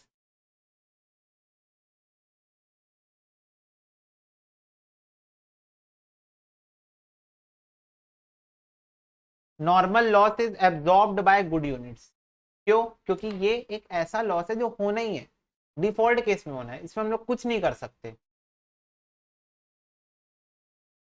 मैं तुमको एक बात बताता हूँ, मैं अपनी दीदी की शादी का कार्ड प्रिंटिंग कराने गया था, है ना, रियल लाइफ का ही बता रहा हूँ, ऐसा नहीं कि मैं कुछ भी बता रहा हूँ, दीदी की लाइफ का मैं कार्ड प्रिंटिंग कराने गया, इसका शादी का कार्ड प्रिंटिंग कराने गया था। वहां पर नोटिस बोर्ड लगा था, नोटिस बोर्ड में क्या लिखा हुआ था? पहले तो ये लिखा था उधार मांग का शर्मिंदा ना करे, पहली लाइन ये लिखी थी उधार मांग का शर्मिंदा ना करे। दूसरी लाइन में एक बहुत इंटरेस्टिंग सी चीज लिखी थी, अब देखो ये अकाउंटेंट लोग ऐसे ही करते रहते हैं, हम लोग कहीं भी जाते हैं ना हमारा फिर पूरा माइंडसेट ही चेंज हो जाता है, फिर हम लोग हर चीज, अब देखो मैं नवरात्रि में दुर्गा देखने गया था, मूर्ति देखने गया था, अब वहां पर लगा था झांकी, झांकी लगी थी और वहां 10 रुपए टिकट थी। मैं वहां खड़े खड़े, अब मेरे फ्रेंड लोग गए हैं अंदर झांकी देखने, मैं नहीं गया, मेरे को इंटरेस्ट नहीं आ रहा था देखने में, मेरे को मूर्ति देखने में ज्यादा इंटरेस्ट आ रहा था। मैं थोड़ी देर मूर्ति को देखा, फिर अब बहुत देर हो गया लोग आ ही नहीं रहे, ट्रैफिक बढ़ रहा था, तो मैं इधर देखा, मुड़ के मैं देखा झांकी वाले काउंटर में 10 रुपए की एक टिकट में मस्त देखे झांकी। ठीक है, तो ठीक है भाई, मस्त झांकी है। मैं तुरंत चालू किया कैलकुलेशन, अगर यहाँ पर एक दिन में आते होंगे 5000 लोग और दुर्गा माता की मूर्ति बैठती है 5 दिन, तो 5 दिन 5000 लोग 10 रुपए, तो 5 × 5000 × 10, फिर झांकी से इनकी इनकम है, तो उस हिसाब से इन लोग इस साल कौन सा डीजे लगाएंगे, ये मेरी कैलकुलेशन थी कि इन लोग इस साल कौन सा डीजे लगाने वाले हैं या धुमाल। मतलब देख रहे हो, मतलब कहीं भी जाओ खुरापात अपने खून में है, बस यही सब चलते रहता है। ठीक है, तो वैसे ही वहां कार्ड वाले के सेकंड लाइन में लिखा हुआ था कि जो कार्ड की मैन्युफैक्चरिंग होगी, जो शादी का कार्ड आएगा उसमें से 2 से 3% का लॉस होगा ही होगा, और वो लॉस कस्टमर की जिम्मेदारी है, उसमें हमारी रिस्पॉन्सिबिलिटी नहीं है, ये लिखा हुआ था वहां पर। तो क्या they are talking about normal loss? फटाफट से बताओ, क्या they are talking about normal loss? Yes. तो नॉर्मल लॉस एक ऐसी लॉस है जो सबको पता है कि इतना तो होगा ही होगा, हमेशा परसेंटेज में ही होता है, जनरली जनरली परसेंटेज में दिया रहता है, क्योंकि हमको पता है इतना परसेंट का नॉर्मल लॉस हो गई होगा।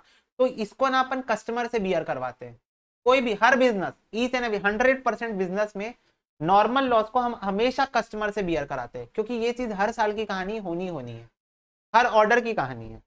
ठीक है, ये चीज। दूसरा, एबनॉर्मल लॉस, बताओ इस साल एबनॉर्मल लॉस हुआ, अगले साल नहीं हुआ, फिर अगले साल हुआ, फिर नहीं हुआ, हो रहा है नहीं हो रहा है, हो रहा है नहीं हो रहा है, ऐसे चल रहा है।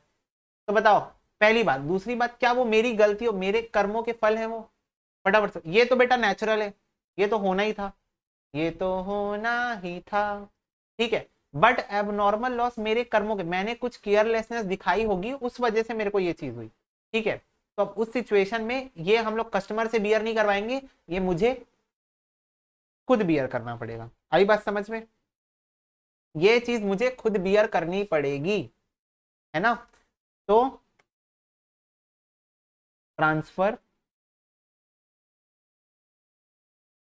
To profit and loss account, profit and loss account में ट्रांसफर हो जाएगा। क्यों प्रॉफिट एंड लॉस अकाउंट में ट्रांसफर हो जाएगा? क्योंकि this is an loss which is going to be bear by me, business, this which is going to be bear by business. तो क्या आपको नॉर्मल लॉस एबनॉर्मल लॉस की कहानी समझ में आती है? अब मैं एक बेसिक चीजें आपको समझाना चाहता हूँ ताकि बड़े क्वेश्चन पे आपको इस चीज पे डाउट ना आए। मेरे को पता है बहुत बेसिक चीज है, पर बच्चे इस पे कंफ्यूज करते हैं कई बार। जैसे मान लो मेरा टोटल कॉस्ट आ रहा है 1 लाख का, 1 लाख का आ रहा है, और मेरे नंबर ऑफ यूनिट जो है वो है 10,000 के। तो सारे बच्चे मेरे को पर यूनिट कॉस्ट बताएंगे, कितनी आएगी? पर यूनिट कॉस्ट कितनी आएगी? टोटल कॉस्ट 1 लाख और नंबर ऑफ यूनिट्स 10,000।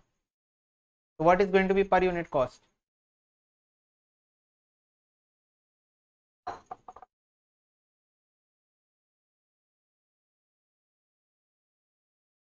10 रुपए। हाँ, 10 रुपए, very easy. 1 lakh divided by 10,000, 10 रुपए।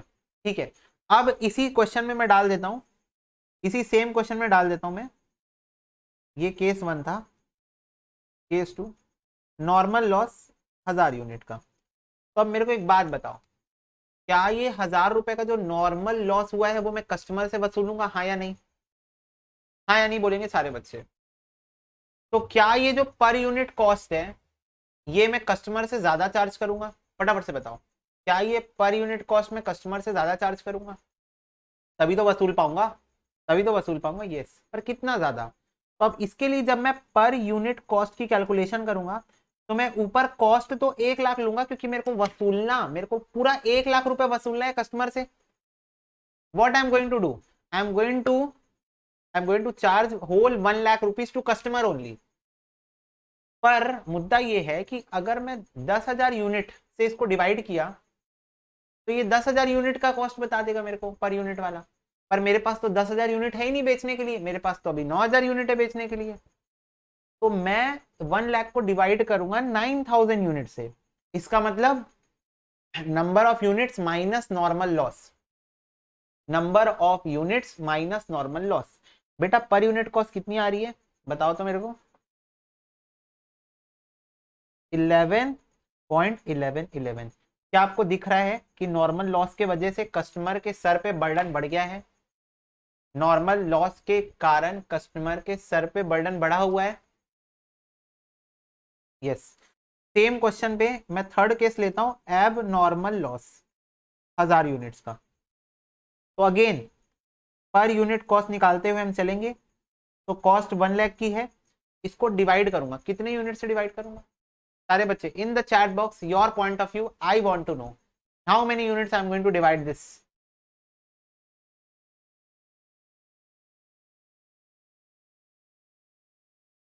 ये 1 लाख रुपए मेरे को कितने यूनिट्स को यूज करके वसूलने हैं? ये 1 लाख रुपए देख, जैसे यहां पर देखो, यहां पर कुछ नहीं था, नॉर्मल साफ सुथरा केस है ये 1 लाख रुपए, ये 1 लाख रुपए मेरे को 10,000 यूनिट से वसूलने थे, तो मैंने 1 लाख को 10,000 से डिवाइड किया। नॉर्मल लॉस के केस में मैं कस्टमर से वसूलता हूं, तो मेरे को ये 1 लाख रुपए 9,000 यूनिट बेच के वसूलने थे, है ना? ये 1 लाख रुपए मेरे को 9,000 यूनिट बेच के वसूलने, तो मैंने 9,000 से डिवाइड किया इसको, ताकि मेरे को एक यूनिट का पता चल जाए। फिर आएगा एबनॉर्मल लॉस। अब ये 1,000 का जो एबनॉर्मल लॉस हुआ है, क्या ये कस्टमर से वसूलूंगा? नहीं। तो ये 1 लाख रुपए की जो कॉस्ट है वो पूरी पूरी 10,000 यूनिट्स की है, तो पर यूनिट कॉस्ट 10 रुपए आएगा, जिसमें से 1,000 इंटू 10,000 रुपीज मैं ट्रांसफर कर दूंगा प्रॉफिट एंड लॉस अकाउंट के डेबिट साइड। मेरा लॉस, मेरा loss, per unit cost transfer to profit and loss account debit side.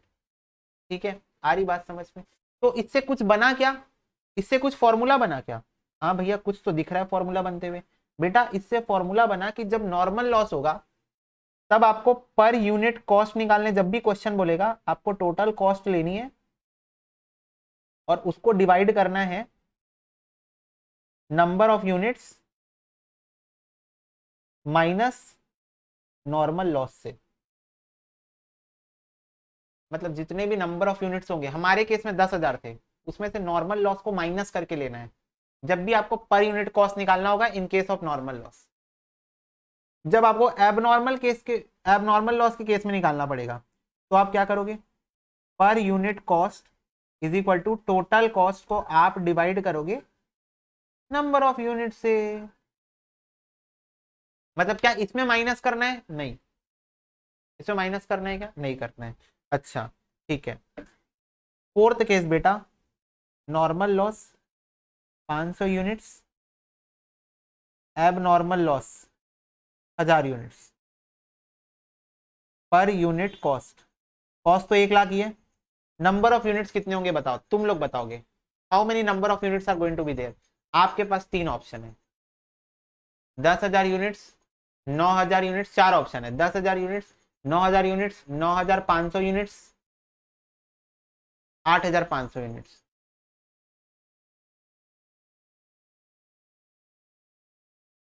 9,500, very good, very good. Abnormal loss को हम कभी माइनस नहीं करते क्योंकि abnormal loss ultimately seller bear करेगा। तो एबनॉर्मल लॉस को हम नहीं माइनस करते पर यूनिट कॉस्ट निकालते टाइम। हम नॉर्मल लॉस अगर कोई है, इफ एनी, उसको माइनस करते हैं नंबर ऑफ यूनिट से। तो नंबर ऑफ यूनिट 10,000 थे, उसमें से सिर्फ नॉर्मल लॉस माइनस होगा। तो ये 1 लाख रुपए मेरे को वसूलना है 9,500 यूनिट से। तो कितना आ जाएगा ये? 10.53। अब एबनॉर्मल लॉस कितना हो जाएगा? एबनॉर्मल लॉस हो जाएगा 10.53 into 1000 units,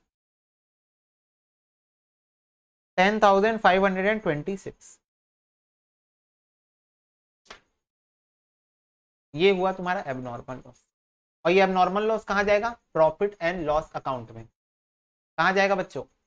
profit and loss account. ठीक है, एक बार एक काम करो, इसको नोट करके रखो। तो पहले इतनी कहानी जो हमने लिखी यहाँ पर, इसको एक बार नोट करो। चलो बच्चों, ठीक है, ये हो गया क्या तुम्हारा? यस भैया। तो अब उस हिसाब से जब भी हम लोग कैलकुलेशन कर रहे होंगे तो we are going to do this. जैसे यहां पर देखो, सेम क्वेश्चन है, मैं तुम लोगों को 3 केस दे देता हूं यहां पर। ले लो, नॉर्मल लॉस ले लो 1000 यूनिट्स का, एब नॉर्मल लॉस ले लो 1000 यूनिट्स का, नॉर्मल लॉस ले लो 1000 यूनिट का, एब नॉर्मल लॉस ले लो 500 यूनिट का। चलो अब ये वाला क्वेश्चन करो। अगर ये वाला क्वेश्चन में अगर मैं निकालना चाहूं पर यूनिट कॉस्ट, सेम क्वेश्चन है, बस नॉर्मल लॉस हो गया 1000 यूनिट का। तो अब ये 5,30,000 की जो टोटल कॉस्ट थी वो डिवाइड होगी 20,000 माइनस 1,000 यानी कि 19,000 से। तो ये हो जाएगा 5,30,000 डिवाइडेड बाय 19,000, दिस इज 27.89। 27.89 एब नॉर्मल लॉस हुआ है तो per unit cost 5,30,000 divided by 20,000, 26.5 same रहेगी। Per unit cost 5,30,000 divided by number of units minus normal loss 27.89। But इस केस में एब नॉर्मल लॉस आएगा 26.5 इंटू 1000 जो कि पीएनएल में जाएगा, और इस केस में भी एब नॉर्मल लॉस आएगा 27.89 इंटू 500। क्लियर हुई बात तुम लोग को कि नॉर्मल लॉस है, नीचे नंबर ऑफ यूनिट से माइनस करके निकालना है। अब नॉर्मल लॉस है, नहीं माइनस करना है, लेकिन पर यूनिट कॉस्ट आने के बाद, पर यूनिट कॉस्ट आने के बाद आपको नंबर ऑफ यूनिट जितने भी एब नॉर्मल लॉस हो गए उससे मल्टीप्लाई करके जो भी अमाउंट आएगा उसको पीएनएल में डालना है। कहां डालना है? प्रॉफिट एंड लॉस अकाउंट के डेबिट साइड। ठीक है, अब ये देखो, जैसे ये वाला क्वेश्चन है, ये वाले क्वेश्चन में आप ले लो नॉर्मल लॉस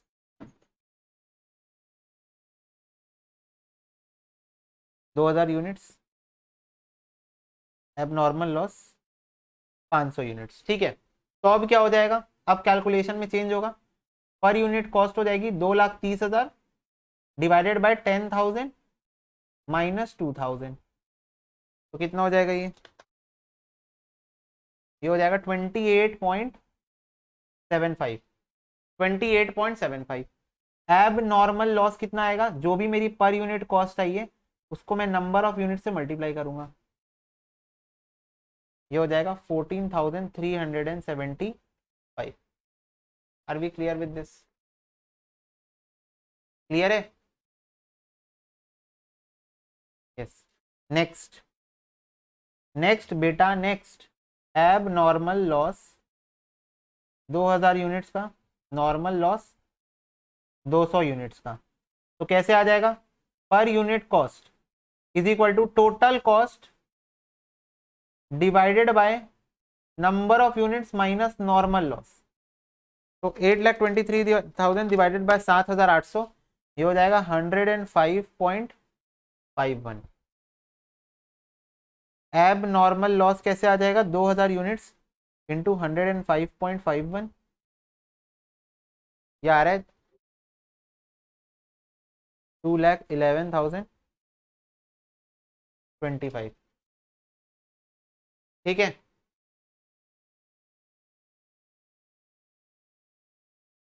क्लियर हुआ तुम लोगों को कि क्वेश्चन में तुम लोगों को कैसे डीलिंग करनी है? बेटा ये सेम चीज तुम लोग को क्वेश्चन में देखने को मिलेगी, सेम फोटो कॉपी सेम, कोई चेंज नहीं होगा, देयर इज नो चेंज। ठीक है, तो क्या आप तुम लोगों को क्लियर है, ये पॉइंट्स जो मैंने बोले हैं क्या वो तुमको क्लियर है? यस। लास्ट चीज जो हम लोगों को क्वेश्चन में देखने को मिलेगी, जिसके ऊपर मेरे को अभी देखो, और अब छोटी छोटी चीजें हैं बीच में छोटी छोटी चीजें अभी नई नई आएंगी अभी और कॉन्सेप्ट, पर वो क्वेश्चन आएंगे तब मैं डील करते जाऊंगा। अभी एक और इंपॉर्टेंट चीज जो क्वेश्चन का बड़ा पार्ट बनेगा वो है कमीशन, कैलकुलेशन ऑफ कमीशन। तो देखो कमीशन 3 टाइप की होती है, कौन सी? क्या कोई मुझे बता सकता है कमीशन के टाइप्स? भैया हम तो चैप्टर ही नहीं पढ़े, हम कैसे बता सकते हैं आपको? बेटा कोशिश करो बेटा, सपने में आया होगा एक आध बार कभी कि there are 3 types of commission, सोच के देखो। एक होता है हमारा ऑर्डिनरी कमीशन, एक होता है हमारा ओवर राइडिंग कमीशन, और एक होता है हमारा डेल क्रेडर कमीशन। तो 3 टाइप के कमीशन होते हैं, नॉर्मल, ऑर्डिनरी कमीशन या normal commission, over riding commission और डेल क्रेडर कमीशन। क्या होता है पहले एक एक करके बताता हूँ। ठीक है, तो ऑर्डिनरी कमीशन का मतलब होता है normal agreed commission on sales. Overriding commission होता है extra commission if sales price exceed the required amount. Del credit commission paid to transfer the burden of bad debts to consignee. Okay, तो ये है इनका meaning, ordinary commission. Consignment में क्या default case में एक चीज होती है, क्या? कमीशन देना। कंसाइनर कंसाइनी को डिफॉल्ट केस में कमीशन देगा ही देगा, उसमें कोई पूछने वाली बताने वाली बात ही नहीं है। तो वो जो नॉर्मल कि बोलते हैं भाई सेल्स का 5%, सेल्स का 10% या जितना भी एग्रीड हो कि सेल्स का इतना परसेंट तो कमीशन हम पक्का पक्का आपको दे ही देंगे, उसको हम बोलते हैं ऑर्डिनरी कमीशन। क्या बोलते हैं? Ordinary commission. कि ये तो फिक्स है भाई, मिलेगा ही मिलेगा, जितनी सेल्स करेगा उसका इतना परसेंट हम तेरे को देंगे ही देंगे। फिर आता है over riding commission. Over riding commission का मतलब होता है कि मैं कंसाइनी को बोला कि वैसे तो मेरी सेलिंग प्राइस 100 रुपए और ना ही मैं लालची हूं, वैसे तो मेरी सेलिंग प्राइस 100 रुपए है और ना ही मैं लालची हूं, पर अगर आप चाहो तो आप कोशिश कर सकते हो कि आप 100 रुपए से ज्यादा में बेचो। अगर आप 100 रुपए से ऊपर में बेचते हो, यानी कि 105 रुपए, 110 रुपए, 150 रुपए में बेचते हो, तो 100 के ऊपर जितना जा रहा है, 100 के ऊपर मतलब जैसे मान लो 110 में बेचे तो 100 के ऊपर कितना जा रहा है, सेलिंग प्राइस के ऊपर कितना जा रहा है, 10 रुपए, तो हर 10 रुपए में मैं 25%, 30%, 50% कमीशन और दूंगा। मतलब एकदम भर भर के बताता है ना परसेंट। जैसे ये वाली परसेंट 2%, 5%, 10% होती मैक्स टू मैक्स, ये वाली 25%, 30%, 50% तक भी होती है ओवर राइडिंग कमीशन। तो जितना एक्स्ट्रा आपने कमा के दिया मेरे को, जैसे मेरी एक्सपेक्टेशन आपसे 100 रुपए की थी, आपने 110 कमा के दिया, तो जो 10 रुपए एक्स्ट्रा कमा के दियो पर यूनिट, इस पे भी मैं आपको एक फिक्स अमाउंट ऑफ परसेंटेज दूंगा। तो क्या मैं बोल सकता हूँ दिस इज द मोटिवेशन, ताकि वो थोड़ा महंगे में बेचे मेरे प्रोडक्ट को? बोलो, this is the kind of motivation कि वो मेरे प्रोडक्ट को महंगे में बेचे। ठीक है। और लास्ट आता है डेल क्रेडिट कमीशन। तो अगर कंसाइनी उन लोगों में से है कि वो क्रेडिट सेल्स करता है, if the consignee use to do credit sales, तो हो सकता है, प्रोबेबली चांसेस है कि there are going to be some bad debts in future. हो सकता है ना कि मेरे को कुछ बैड डेट्स हो जाए। और क्योंकि कंसाइनमेंट कंसाइनर का है, तो हर टाइप के expenses, losses, incomes and gain सब कंसाइनर के होते हैं। पर कंसाइनर चाहता है कि इस बर्डन को मैं ट्रांसफर कर दूं। कंसाइनर wants कि I am not going to bear the losses of bad debts, I just wanted to transfer this burden to someone else, और वो समवन एल्स कंसाइनी है, उसके अलावा तो और कोई है नहीं। तो वो कंसाइनी को बोलता है कि साहब साहब ऐसा है कि मैं आपको और एक और कमीशन दूंगा एक्स्ट्रा, और एक और, ये दोनों को छोड़ के, ये इन लोगों को छोड़ के एक और एक्स्ट्रा कमीशन दूंगा। वो कमीशन मैं सिर्फ इसलिए दूंगा कि बाई चांस आपके क्रेडिट सेल्स के चक्कर में मेरे को कोई बैड डेट्स हो गया और मुझे कोई लॉस हो गया बाई चांस, तो वो बैड डेट्स, आ रही बात समझ में, मैं नहीं बियर करूंगा, आप बियर करोगे। और वो बियर करने के लिए ही मैं आपको डेल क्रेडिट कमीशन दे रहा हूं। मेरा पर्पस यही है आपको डेल क्रेडिट कमीशन देने का, कि वो खर्चे आप बियर करोगे, मैं नहीं बियर करने वाला। आ रही बात समझ में आपको? कंसाइनी बोला हाँ हाँ आ रही बात समझ, दो दो दो दो कमीशन दो, क्योंकि कंसाइनी का भी प्रॉफिट है इसमें। पूछो क्यों? कंसाइनी का भी प्रॉफिट है इसमें। अगर बैड डेट्स हुए नहीं तो, या फिर बैड डेट्स जितना सोचा उससे कम हुए तो, अब ये सब मुद्दे तो कंसाइनी को पता है।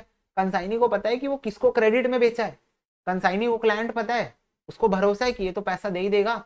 एक काम करता हूँ, इससे डेल क्रेडिट कमीशन निकलवा लेता हूँ, बैड डेट्स तो होने ही नहीं वाला है। पर ये बात तो कंसाइनी को पता है, कंसाइनर को तो अंदाजा ही नहीं है, क्योंकि उसके शहर में नहीं रहता है। आ रही बात समझ में? तो दोनों का फायदा है इसमें। अगर बैड डेट्स हुए तो इसका फायदा हो गया, अगर बैड डेट्स नहीं हुए तो इसका फायदा हो गया। तो दोनों अपना फायदा देख के डेल क्रेडिट कमीशन के लिए एग्री कर लेते हैं। तो ये 3 टाइप के कमीशन होते हैं। ऑल्दो तीनों के कैलकुलेशन का तरीका ऑलमोस्ट सेम है, लेकिन क्वेश्चन आपको खुद ही बता देगा कि कैलकुलेट कैसे करना है। तो ये इस पे सिरदर्द नहीं करना है कि कैलकुलेशन कैसे होती है, वो आपको क्वेश्चन खुद ही बता देगा कि हाउ टू कैलकुलेट दिस। आ रही बात समझ में? Question will eventually tell you how you are going to calculate the amount of commission. तो नो वरी अबाउट दिस। तो नोट करो पहले। ओ बेटा जी, अरे ओ बेटा जी, अरे ओ बाबूजी, किस्मत की हवा कभी गरम कभी नरम। देखो इलस्ट्रेशन नंबर 1 क्या बोलता है? एक्स सेंड कर रहा है 1 जुलाई 2019 को वाई गुड्स कॉस्टिंग 50,000, स्पेंड कर रहा है 1,000 रुपए पैकिंग वैकिंग एक्सेट्रा वैसेट्रा में। ठीक है, हम लोग जर्नल एंट्री बनाएंगे, फिर हम लोग कंसाइनमेंट का अकाउंट भी बनाएंगे। दोनों चीज प्रैक्टिस करना is really really important guys. तो दोनों चीज करेंगे। पहला, कंसाइनमेंट में गुड्स सेंड किया, एंट्री क्या होती है? कंसाइनमेंट अकाउंट डेबिट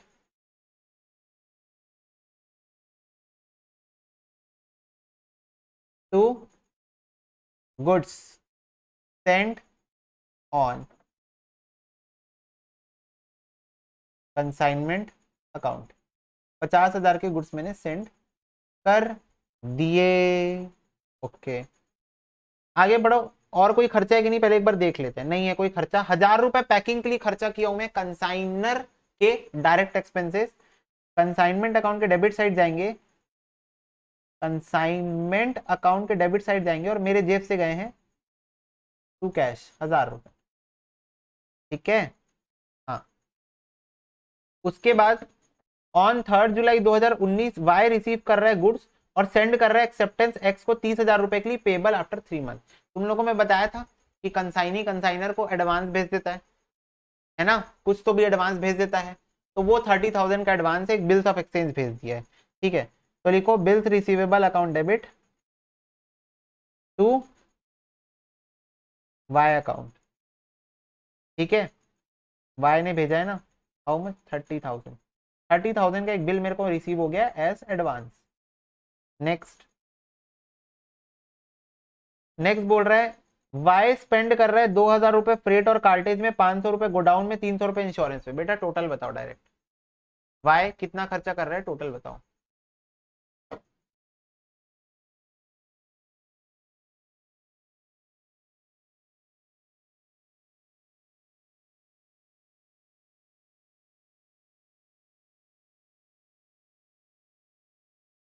2,800 रुपए।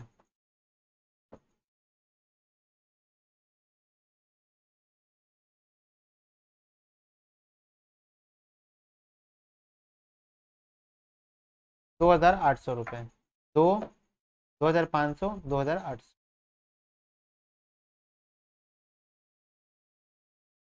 ठीक है, क्लियर है? बोलो हाँ, यस। उसके बाद 31 दिसंबर, 1 मिनट, 3 जुलाई से एक बार बिल का डेट भी काउंट कर लो ना। 3 जुलाई से एक बार बिल का डेट काउंट कर लो। 3 जुलाई से, जुलाई से अगस्त, अगस्त से सितंबर, सितंबर से अक्टूबर। ओके, तो बिल यहीं कहीं पर वो भी हो जाएगा ना, मैच्योर भी हो जाएगा।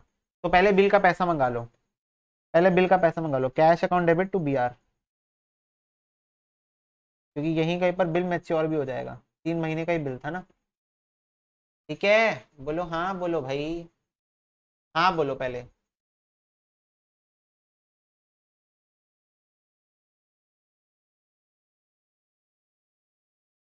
ठीक, आगे देखो। 31 दिसंबर 2019 को ही send his account sales along with the amount due to act showing that 4/5 of the goods has been sold for 55,000 रुपए सेल्स। बेटा इसी का तो इंतजार था, इसको देख के गाना याद आ गया, जिसका मुझे था इंतजार, वो घड़ी आ गई, आ गई आज। आ गई ना? बिल्कुल आ गई भैया, बिल्कुल, कैसे नहीं आई बताओ। तो 6 एंट्री हो जाएगा Y account debit to consignment account. Sales की एंट्री हो जाएगी बेटा 55,000 रुपए की, 55,000 रुपए की सेल्स की एंट्री हो गई। नेक्स्ट नेक्स्ट नेक्स्ट, अब पक्का कमीशन होगा। वाई एंटाइटल्ड है 10% कमीशन। ठीक है, वाई एंटाइटल्ड है कमीशन ऑफ 10%। 10% कमीशन कितना आ जाएगा फटाफट से बताओ। What is going to be 10% commission on sales?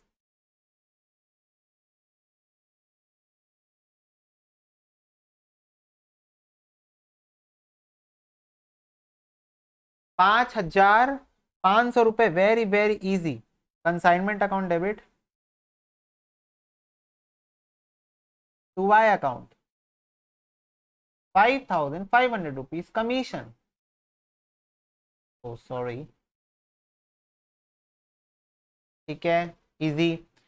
एक कस्टमर टर्न इंसॉल्वेंट और कुड नॉट पे 600 रुपए फ्रॉम हिम। अब बताओ, एक कस्टमर 600 रुपए नहीं दे पा रहा है, बैड डेट से, बैड डेट्स है कि नहीं? हाँ, बैड डेट से। अब यहाँ डेल क्रेडिटर कमीशन इन्वॉल्व है क्वेश्चन में? कहीं भी ढूंढो क्वेश्चन को, क्या कहीं पर डेल क्रेडिटर कमीशन इन्वॉल्व है? नहीं।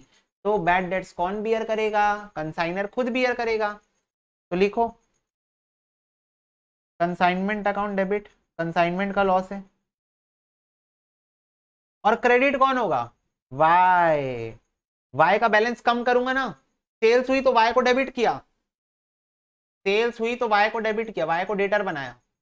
अब वाई से 600 रुपए कम मिलेगा, क्यों? Bad debts. वाई से अब 600 रुपए कम मिलेगा, बैड डेट्स। तो यहाँ वाई को बढ़ाया, सेल्स हुई तो यहाँ सेल्स कम हो गई ना, बैड डेट्स हो गए ना, पैसा कैसे मिलेगा?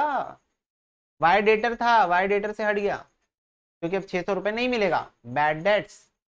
आ रही बात समझ में? यस। अब एक चीज तुम समझो, हिडन इंफॉर्मेशन है क्वेश्चन में। क्वेश्चन बोल रहा है 4/5 ऑफ द गुड्स सेल हो गए, तो क्या इसका मतलब ये है कि 1/5 गुड्स स्टिल बचे हुए हैं क्लोजिंग स्टॉक? क्लोजिंग स्टॉक है, हाँ। तो क्लोजिंग स्टॉक की एंट्री क्या होती है? Closing stock account debit to consignment account. Okay, okay. तो क्लोजिंग स्टॉक कितना आएगा, 1/5 आएगा। पहले बेटा कॉस्ट निकालनी पड़ेगी, तो चलो कैलकुलेशन करके देखते हैं क्लोजिंग स्टॉक का। तो मेरी कॉस्ट है बेटा 50,000, 1,000 रुपए कंसाइनर के खर्चे हैं, और कंसाइनी के डायरेक्ट खर्चे ढूंढो। 2,000 फ्रेट डायरेक्ट खर्चा, 500 को डाउन इनडायरेक्ट खर्चा, 300 रुपए रेंट। बताओ 300 रुपए रेंट डायरेक्ट खर्चा है कि indirect, sorry sorry sorry sorry, 300 रुपए इंश्योरेंस बच्चों, मैं रेंट बोल दिया, 300 रुपए इंश्योरेंस। किधर है किधर, ये देखो, बाय स्पेंड 2,000 रुपए फ्रेट, 500 रुपए को डाउन, 300 रुपए इंश्योरेंस। फटाफट से बताओ।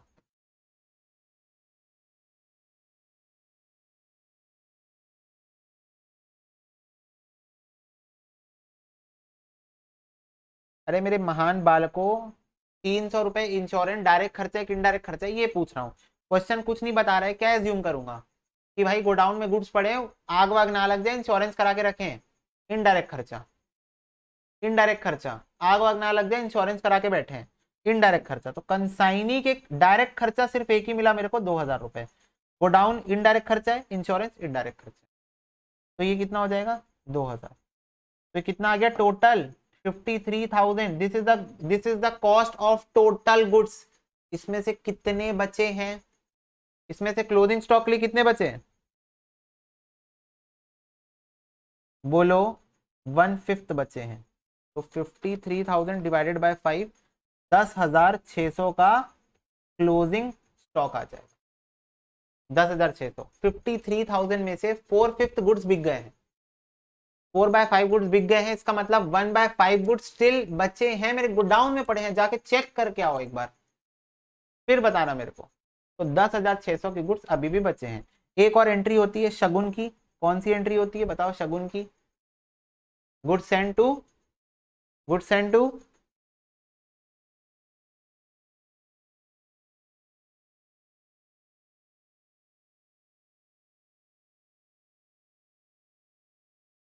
Trading account. Are we clear with this, बोलो क्लियर है। आगे पढ़ो, क्वेश्चन क्या बोल रहे हैं। Show necessary journal entry in the books of consignor, also prepare ledger account. ठीक है, तो अब प्रॉफिट या लॉस निकालना है, उसके लिए लेजर अकाउंट बनाना पड़ेगा, कंसाइनमेंट का, कंसाइनमेंट का ledger account.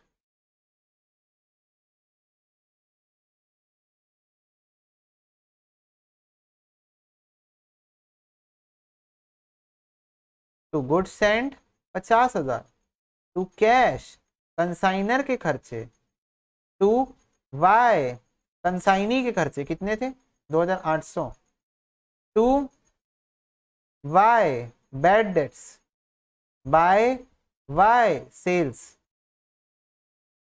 Bye closing stock. और क्या, एक मिनट देख लें तो भाई, हाँ कमीशन, टू वाई कमीशन।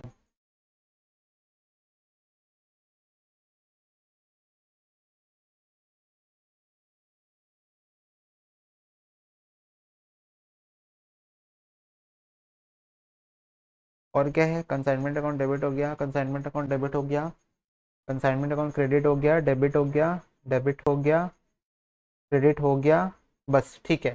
चलो profit and loss on consignment calculate करके बताओ कितना आ रहा है। What is profit and loss on consignment.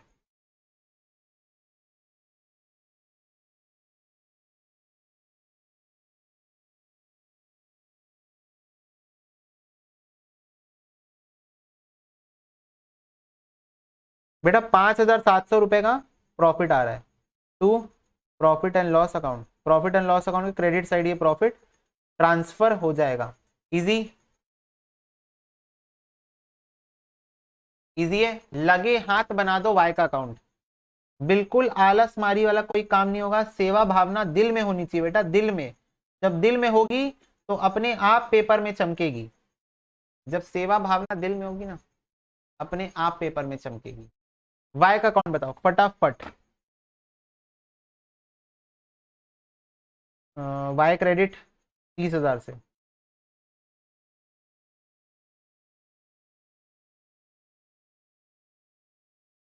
Y credit 2,800 से,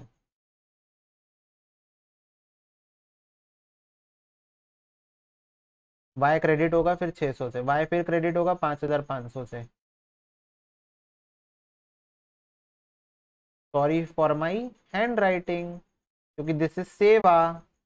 भैया सेवा करनी तो अच्छे से करो ना। नहीं नहीं बेटा, सेवा ऐसी होती है। Y account debit to consignment 55,000।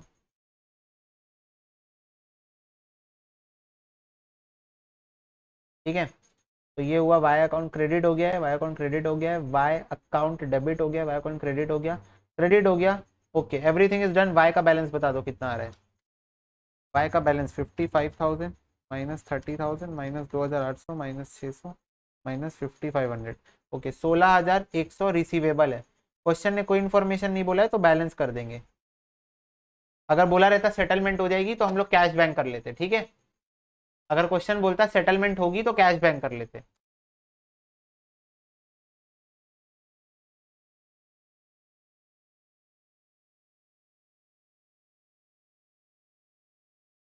ठीक है, चाहो तो एक एजम्पशन डाल के लिख सकते हो कि बीइंग सेटलमेंट मेड, ठीक है, और यहां पर तुम सेटलमेंट करवा सकते हो।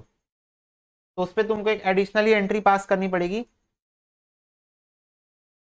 Cash account debit to Y account 11,600, 11,600। एक मिनट, सॉरी 16,100 है।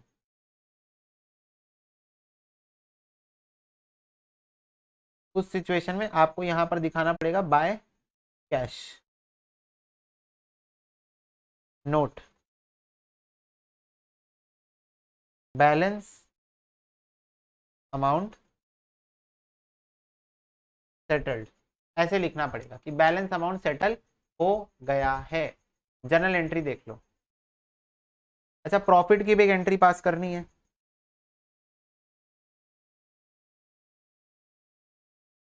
Consignment account debit to profit and loss account 5,700, 5,700। बच्चों एक बार समरी देना चाहूंगा, प्लीज प्लीज एक बार देखो ध्यान से। सबसे पहले क्वेश्चन मेरे को बोला कि मैं गुड्स भेज रहा हूं 50,000 रुपए के, तो कंसाइनमेंट अकाउंट के डेबिट साइड मैंने इसको डाल दिया consignment account debit to goods sent on consignment account. फिर मेरे को बोला 1,000 रुपए का मैं खर्चा कर रहा हूँ फ्रेट का, तो consignment account debit to cash, मेरी जेब से जा रहा है। फिर मेरे को एक बिल रिसीव हुआ वाई से 30,000 रुपए का, तो bills receivable account debit to Y. फिर वाई ने अपने कुछ कुछ खर्चे किए तो उसका मैंने टोटल खर्चा लिख दिया यहाँ consignment account debit to Y. फिर मेरा बिल 3 महीना बीत गया तो मेरा और कुछ इन्फॉर्मेशन नहीं थी, तो मैं मान लिया बिल क्या हो गया, ऑनर हो गया, तो cash account debit to B R. फिर वाई ने सेल्स करके दी तो Y account debit to consignment account, sales record कर दी मैंने। फिर मैंने दे दिया वाई को कमीशन 10% का। फिर एक बैड डेट्स हो गया तो मैंने वाई का बैलेंस कम कर दिया 600 से, क्योंकि ये बैड डेट्स मुझे बियर करना था, क्योंकि कोई डेल क्रेडिटर कमीशन नहीं था क्वेश्चन में। फिर क्लोजिंग स्टॉक आया कंसाइनमेंट का, इसकी कैलकुलेशन हमने की दिमाग से। हमने ले लिया कॉस्ट, हमने ले लिया डायरेक्ट खर्चे बाय कंसाइनर जो कि सिर्फ एक ही था। हमने कंसाइनी का डायरेक्ट खर्चा लिया, जिसमें से 3 में से सिर्फ एक ही खर्चा डायरेक्ट खर्चा था, दैट इज फ्रेट। बाकी गोडाउन का रेंट डायरेक्ट नहीं है, और इंश्योरेंस हमने मान के चला है कि गोडाउन की इंश्योरेंस है ये, ठीक है। तो उसको भी हमने इनडायरेक्ट लेके रखा है, ठीक है। तो ये टोटल कॉस्ट हो गई 53,000। क्वेश्चन बोला 4/5 गुड्स बिक गए, तो अगर 4/5 गुड्स बिक गए इसका मतलब 1/5 गुड्स स्टिल बचे हैं, यही होता है ना इसका मतलब। तो टोटल कॉस्ट के 1/5 गुड्स अभी भी बचे हैं, क्लोजिंग स्टॉक, क्लोजिंग स्टॉक। फिर मैंने गुड्स सेंड को ट्रेडिंग में ट्रांसफर कर दिया, मैंने वाई से बैलेंस अमाउंट सेटल कर दिया, और ये अमाउंट मेरे को मिला उसका अकाउंट बनाने के बाद। उसके अकाउंट में मैंने सारी एंट्रीज पोस्ट कर ली जो कि मेरे को जर्नल एंट्री में दिख रही थी। तब मेरे को एक बैलेंसिंग फिगर मिला, balancing figure, this is the amount, ठीक है। तो ये अमाउंट आ गया मेरा। और फिर फाइनली मैंने कंसाइनमेंट का जो प्रॉफिट है उसको प्रॉफिट एंड लॉस अकाउंट में अपने ट्रांसफर कर लिया। This is going to be the 12 journal entries of for this question. क्या आपको क्लियर है सब कुछ?